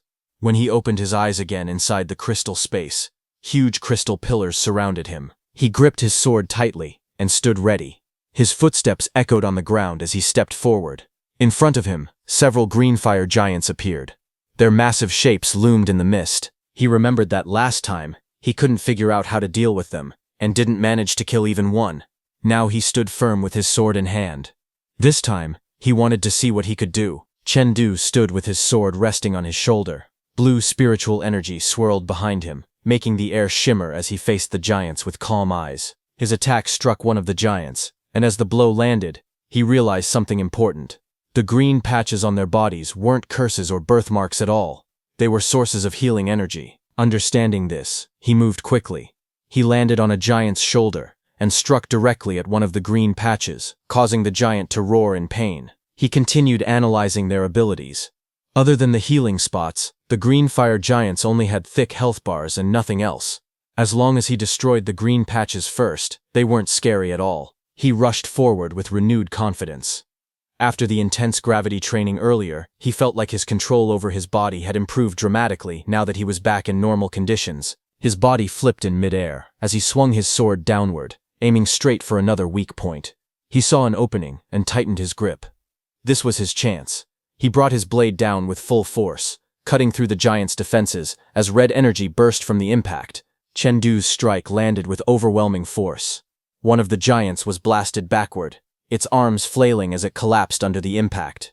Flashes of light rained down behind him as more giants gathered, their red eyes glowing in the darkness. Chengdu stood calmly in front of them, his sword held at his side while blue flames of energy flowed around his body.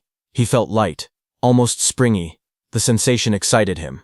He thought that once he woke up from this training space, he would continue his gravity training immediately. He dashed forward with full momentum. He believed that if he kept improving step by step like this, he would definitely have a chance to place in the top 3 of the 100 Cities tournament.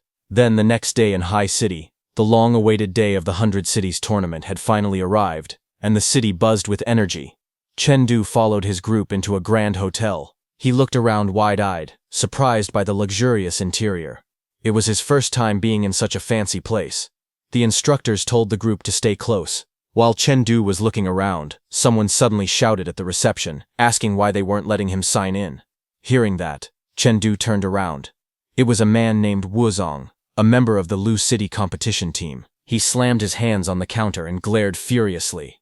His expression twisted with anger as he shouted that he had clearly arrived within the required time. He demanded to know why he was being targeted, and insisted they give him an explanation. The receptionist stepped back in fright, her hands raised nervously as she faced his intimidating presence.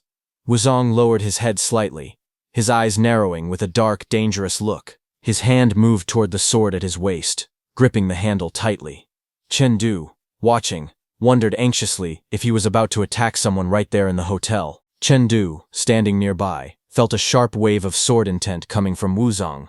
He stared in shock, realizing that Wuzong's martial skill level might not be lower than his own. Hearing that, Lu Bo and Mo Lei muttered in disbelief, wondering how such a vulgar man could actually be so strong. At that moment, a girl with long purple hair appeared there, observing the situation. She stepped forward with authority. Her name was Zhou Xiaogu, a member of High City's competition team. She instructed the staff to take care of Wuzong. She said they should let him sign in, but his teammates would be treated as forfeiting. While saying that, she was standing on the upper balcony. The crowd below recognized her instantly and began whispering excitedly.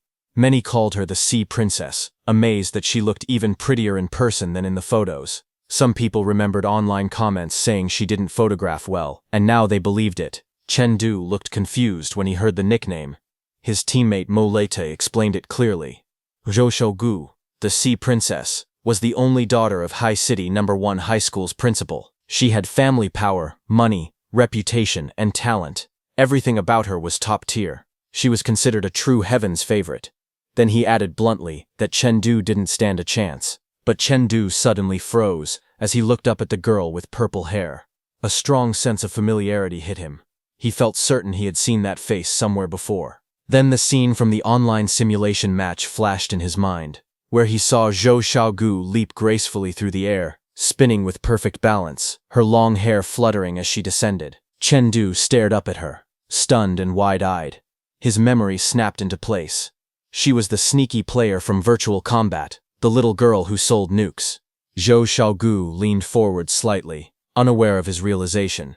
Chengdu examined her face carefully, recognizing it completely. He had always assumed the system generated that appearance, but he never expected someone in real life to actually look this pretty. A small smile formed on his face. His teammate watched him curiously. Chengdu thought about the past. Back then, her martial skill had already been one step ahead of his, reaching first-order perfection. He believed she wouldn't recognize him now. Meeting an old online opponent in real life felt surreal. He wondered how strong she had become since then. Joining the 100 Cities tournament suddenly felt like the perfect decision. Later that day, the group gathered in their hotel room. The door to room 301 closed behind them.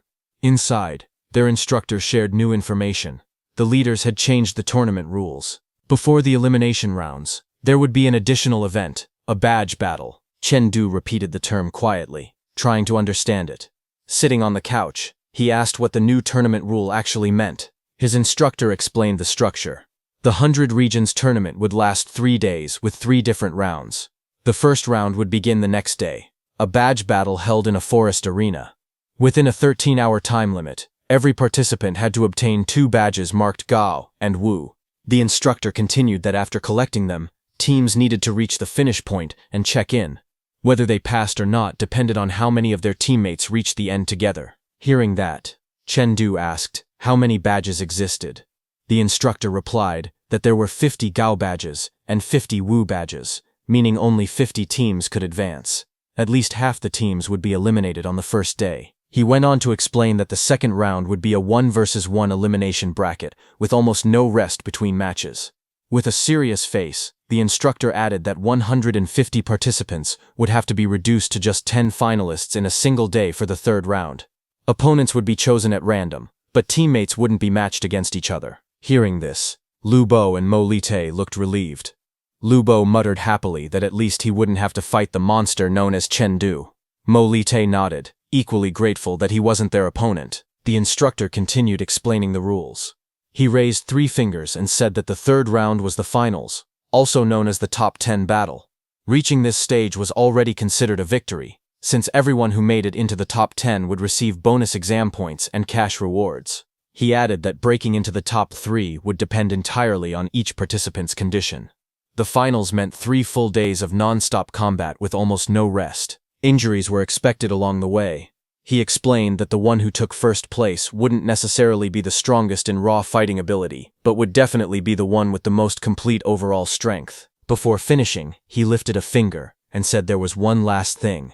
His expression darkened as he warned them about the most important rule: no killing. Whether inside the tournament or out in real life, this rule would follow them for their entire lives.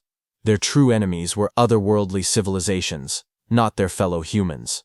They were told to never turn their blades on their own comrades. Chengdu and the others listened silently, as he explained further. During the tournament, they would be wearing special uniforms that balanced everyone's life strength. The leaders would also enter the field to protect them from the shadows. However, he also reminded them that if he had to intervene directly, their team would be immediately disqualified. With a calm smile, he encouraged them. Tomorrow would depend entirely on their own efforts. No matter what happened, as long as they believed in themselves, doing their best would already be enough. Chengdu and his teammates answered with confidence. All 3 of them shouted yes with determined expressions. The scene shifted to High City No. 1 High School, a large campus located among tall city buildings. At the tournament grounds, rows of students gathered while an instructor stood at the front. Behind him was a massive gate, and beyond it was a lush expanse of trees. Chengdu looked at the landscape in surprise and asked if it was really a forest. Then a man stepped forward and introduced himself as Zhou Cheng, the principal of High City No. 1 High School and one of the organizers of the 100 Cities tournament. He addressed the crowd, explaining what stood before them. He pointed toward the giant gate and said that behind it was a forest created by a dimensional rift centuries ago, when the 9 major planets collided. This special place was known as a spirit realm. The area in front of them was the lowest level one, a level 1 spirit realm called the Forest of Dire Wolves. Hearing this, Chengdu was shocked. Knowing what a spirit realm truly was, an alternate world without humans and filled with monsters everywhere. The principal raised a finger and told the students not to worry. He explained that the spirit realm ahead was a very stable alternate dimension. Its safety had even been certified by the world's 3rd strongest person, Rhine, the founder of the Warrior Alliance. According to him, there was absolutely no problem, but his expression turned serious as he continued. Even with all precautions, the trial still carried a risk of death. He warned everyone to be extremely careful once inside. He then pointed at one of the students, a tall swordsman named Wu Zhang.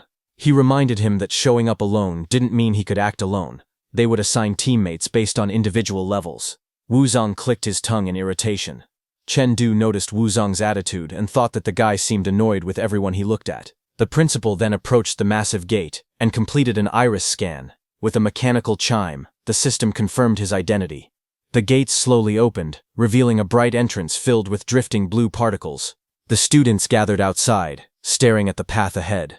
The principal announced that it was time for everyone to get ready, because they were about to enter the Forest of Dire Wolves. The students gathered in a large group as a glowing magic circle lit up beneath them. The bright pattern expanded across the ground. Students looked around in surprise, asking if this place was really the Forest of Dire Wolves. The principal explained calmly. He said the true location of the spirit realm was a top-secret area. The magic circle they were standing on was a gateway to the forest, a backup plan created by their predecessors with great effort. He added that if the dimensional rift ever closed unexpectedly, they could still use this circle to pull everyone out safely. He then instructed all students to step inside the circle.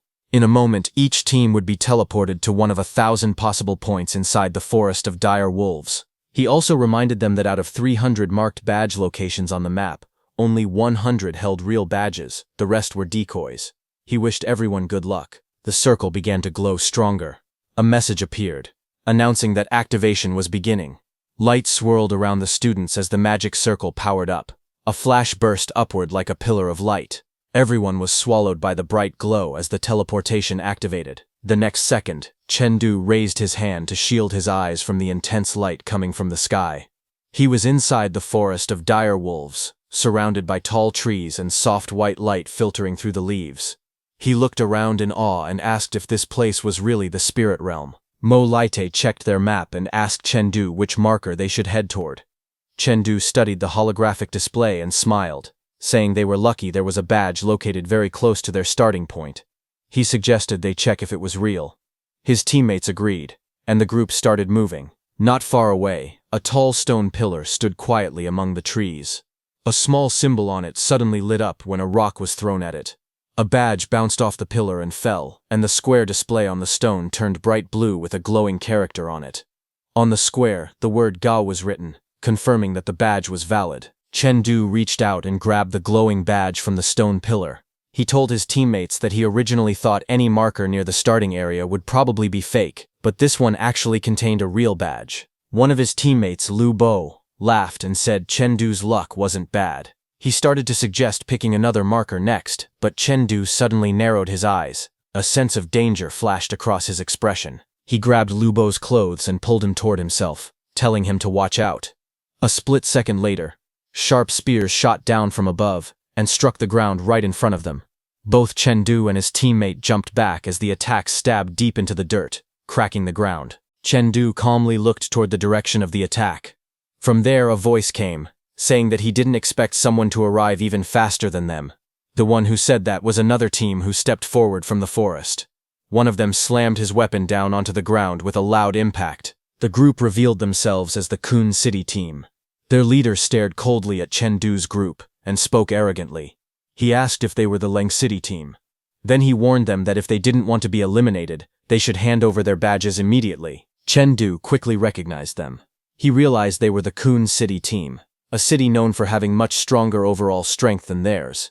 In general, the larger the city, the stronger the students it produced. Meanwhile, far away in the High City No. 1 High School Auditorium spectator area, the audience watched the battle through the large screen. One person commented that it looked like some teams had already run into each other. Another was surprised, saying it hadn't even been 10 minutes since the students entered the spirit realm. Someone else guessed that the teams probably started very close to each other and had the same destination, which caused the encounter so quickly. Inside the auditorium, the Kun City team principal, Cao Yan, laughed loudly. He jokingly apologized to Chengdu's principal, Li Mu, saying that he would pay for the plane tickets back to Lian City for him and his students tonight. Li Mu, however, frowned as he watched the screen and wondered how they had ended up facing Cao Yan's school in the very first round. On the battlefield, Chengdu smirked calmly and looked at the opponent standing before them. With a relaxed expression, he asked if the man really believed he could eliminate them by himself. The Kun City fighter frowned and replied coldly, telling Chengdu to obediently hand over the badge instead of resisting. Chengdu's eyes sharpened as a confident smile appeared on his face. He questioned the opponent's thinking, asking if he truly believed that students from a big city were automatically stronger than those from a smaller city. At that moment, the Kun City fighter raised his spear and gathered power around his body.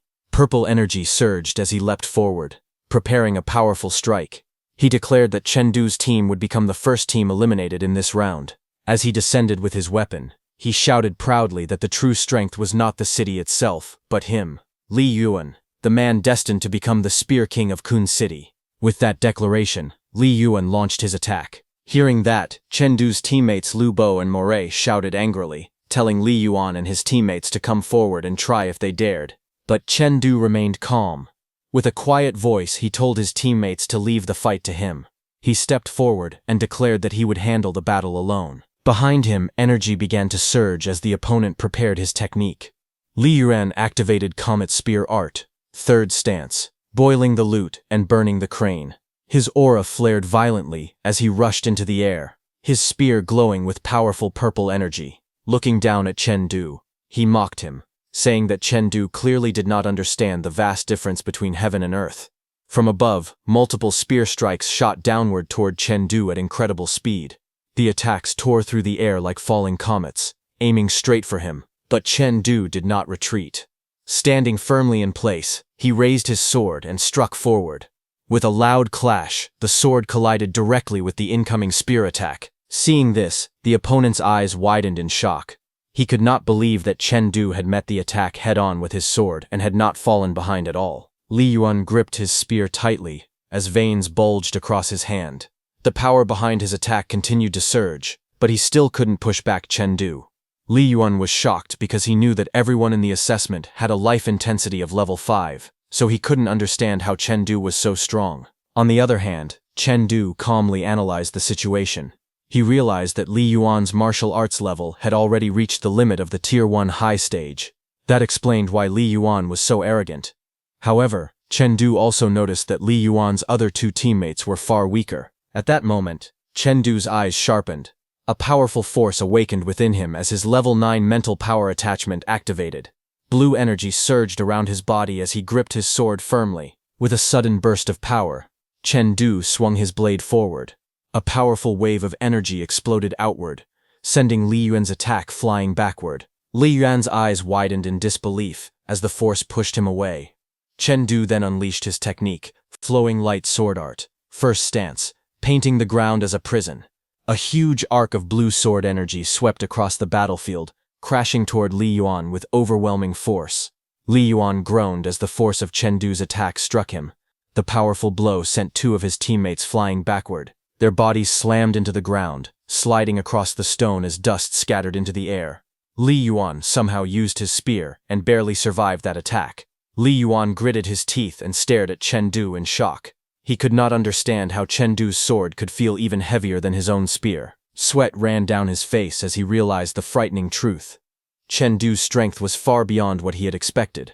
In his mind, Li Yuan wondered just how much power this opponent truly possessed. Even so, he refused to back down. Tightening his grip on his spear, he prepared to continue fighting. From the distance, Chen Du watched calmly. His eyes sharpened as he made his decision. He decided to take down the strongest opponent first. Without hesitation, Chen Du moved. Activating his technique, he unleashed flowing light sword art. Second stance, golden drums. Chen Du moved his sword with incredible speed. But just as his blade flashed through the air to create a powerful strike, suddenly someone blocked his sword with just 2 fingers. It was Li Yarn's teacher, Lin Bei, standing in front of Chen Du. Teacher Lin Bei watched the attack and calmly commented that it was a very powerful sword strike. Seeing him, Li Yuan gritted his teeth and shouted that he could still continue fighting. However, teacher Lin Bei shook his head and stopped him. He explained that Li Yuan had already lost. The fact that Chen Du's attack had torn Li Yuan's clothes meant the strike had already reached the attack power of level 7 life intensity. Teacher Lin Bei added that even if Li Yuan had managed to block that sword strike, he would never be able to block the second one. He told Li Yuan that the fight was over, and that they should leave. Teacher Lin Bei adjusted his glasses and thought to himself that Chen Du's talent was even greater than Li Yuan's. In his mind, he concluded that this boy would definitely become a powerful figure in the future.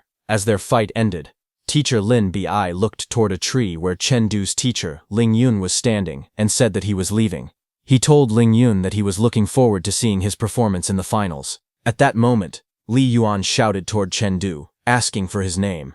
He admitted that he rarely submitted to anyone, but this time he acknowledged Chen Du's strength. Chen Du calmly turned his head and replied with a faint smile. He said that the first place in the competition the day after tomorrow would bear his name. The scene then shifted to the High City No. 1 high school auditorium, where many spectators were watching the competition. Inside the auditorium, Chen Du's principal, Li Mu, laughed loudly and mocked the Kun City team principal Cao Yan. He sarcastically thanked him for letting them win, and joked about booking a plane ticket for him that very night. Not far away, another man spoke to old Zhou. He said he had not expected so many students this year whose martial arts had already reached Tier 1 perfect. Including the student from the Ling City team, there were already 4 of them. However, old Zhou corrected him calmly, and said that the number was not 4. According to him, it was still only 3. Just then, inside the auditorium, several spectators watched the screen with surprise. One of them suddenly asked if the Liang City team had already collected 2 badges. Another person looked confused and questioned why they were moving toward the moon mark, which represented the exit, after getting only 1 badge. He wondered if they would be eliminated immediately if they left like that. The scene then shifted to the Forest Wolf Woods. Lu Bo and Mireille were shocked as they faced Chen Du. One of them asked in surprise if Chen Du was planning to take out Wu Zhang right there. Chen Du turned his head slightly and answered calmly. He said that, to be honest, with his strength, getting 2 badges was not difficult. Both Lu Bo and Moray nodded in agreement. Chen Du then spoke again with a determined look in his eyes. He said that he wanted to win the championship. He explained that for both him and Wu Zong, first place was only about prestige. He said he didn't really care about prestige, but he truly needed the 1 million prize money to survive. Hearing that, both Lu Bo and Moray were surprised. Chen Du continued, and said that he would explain the situation simply so they could understand. He explained that the seeded players in this competition were Zhou Xiaogu and Ku Zhongtian from the High City team and Wu Zhang from the Lu City team. Chen Du pointed out that the High City team had 2 powerful fighters, making them very difficult to defeat. Because of that, he believed their best chance of winning was to ambush Wu Zhang first. Hearing this, Lu Bo looked surprised and questioned his plan. He asked if Chen Du wasn't actually helping the High City team eliminate a major rival by doing this. Chen Du calmly shook his head and explained that Lu Bo was mistaken. If Wu Zhang wasn't eliminated here, he might not even make it into the top 3. He then explained the tournament structure logically. According to the rules, all 4 of them could enter the second round, and teammates would not fight each other in that round. Chen Du also pointed out that this year the host city was High City. Because of that, he believed the match arrangements would likely push him to fight Wu Zhang, so that the High City team members could advance smoothly. He continued his reasoning. In the second round, regardless of whether he or Wu Zhang won, the winner would still have to face 2 fighters from the High City team consecutively in the third round. As Chen Du imagined the situation, the silhouettes of the 2 High City fighters appeared before him, like obstacles blocking the path to the championship. Looking at those looming opponents, Chen Du asked his teammates whether he could defeat 3 Tier 1 perfect fighters in 2 days. Hearing that, Lu Bo finally understood Chen Du's plan, and commented that it was no wonder Chen Du was so focused on taking out Wu Zhang. He even remarked that the plan felt like under-the-table manipulation and called it quite dark. Chen Du did not deny it. Instead, he calmly admitted that the plan was a bit unfair to his teammates. He explained that he could not guarantee a victory against Wu Zhang, and if they failed, they would all be eliminated in the first round. Hearing this, his teammates remained calm. They said they already understood their own strength and were simply participating, so they did not mind the risk. However, Moret raised an important question. He asked how Chen Du planned to find Wu Zhang, and whether it was even possible to locate him. Chen Du answered confidently. He explained that with Wu Zhang's arrogant personality and strength, he would definitely head toward the area with the highest number of badge marks to snatch more badges. As they walked through the forest, Chen Du revealed the final step of his plan. He said they needed to intercept Wu Zhang on the path leading to the exit, where the badge marks were most concentrated. With a faint smile, Chen Du pointed ahead, indicating the location. In the distance, a steep hill could be seen, suggesting the place where many competitors would gather, exactly where Wu Zhang was most likely to appear. Chen Du and his teammates reached the top of a steep cliff and looked down below. From above, they saw a group of people fighting desperately against a fierce monster. That creature was surrounded by blazing red energy as it attacked with overwhelming power. Chen Du's eyes narrowed as he observed the scene carefully. He recognized the creature and was shocked that it was a BB wolf, a monster from the crystal space. He couldn't understand why such a creature would appear here. At the same time, a thought crossed their minds. According to the Alien Race Handbook, all monsters discovered by humanity were recorded there, yet the monsters from the crystal space were not listed at all. This led to a shocking possibility. He began to suspect that all monsters from the crystal space might actually originate from the spirit realm. Chen Du's expression turned serious as he processed this information. Meanwhile, below the cliff, a girl named Xiao Mei angrily shouted that everything happening was because of Wu Zhang, clearly frustrated by the dangerous situation they were facing. The BB wolf roared as one of her teammates was sent flying through the air by its powerful attack. Its red eyes glowed fiercely as it charged forward with deadly speed. Amid the chaos, her teammate shouted urgently, telling Xiao Mei to run. On the ground, Xiao Mei fell back in shock, unable to react as danger rushed toward her. Just as the attack was about to hit, a sudden burst of blue energy struck down, stopping the BB wolf's advance. Xiao Mei stared in disbelief and called out, thinking it was her teacher who had saved her. But it was Chen Du who stood in front of her, blocking the attack and protecting her. After cutting down the BB wolf, Chen Du stepped forward calmly and asked if they had seen Wu Zhang. One of Xiao Mei's injured participants answered while being supported by Morat. He explained that after their first mark point turned out to be empty, they had continued toward the second mark point. On the way, they unexpectedly encountered Wu Zong, who was fighting against 10 monsters like the one they had just faced. The injured student explained that they had originally planned to follow the teacher's instructions and retreat if they encountered Wu Zong. However, things did not go as expected.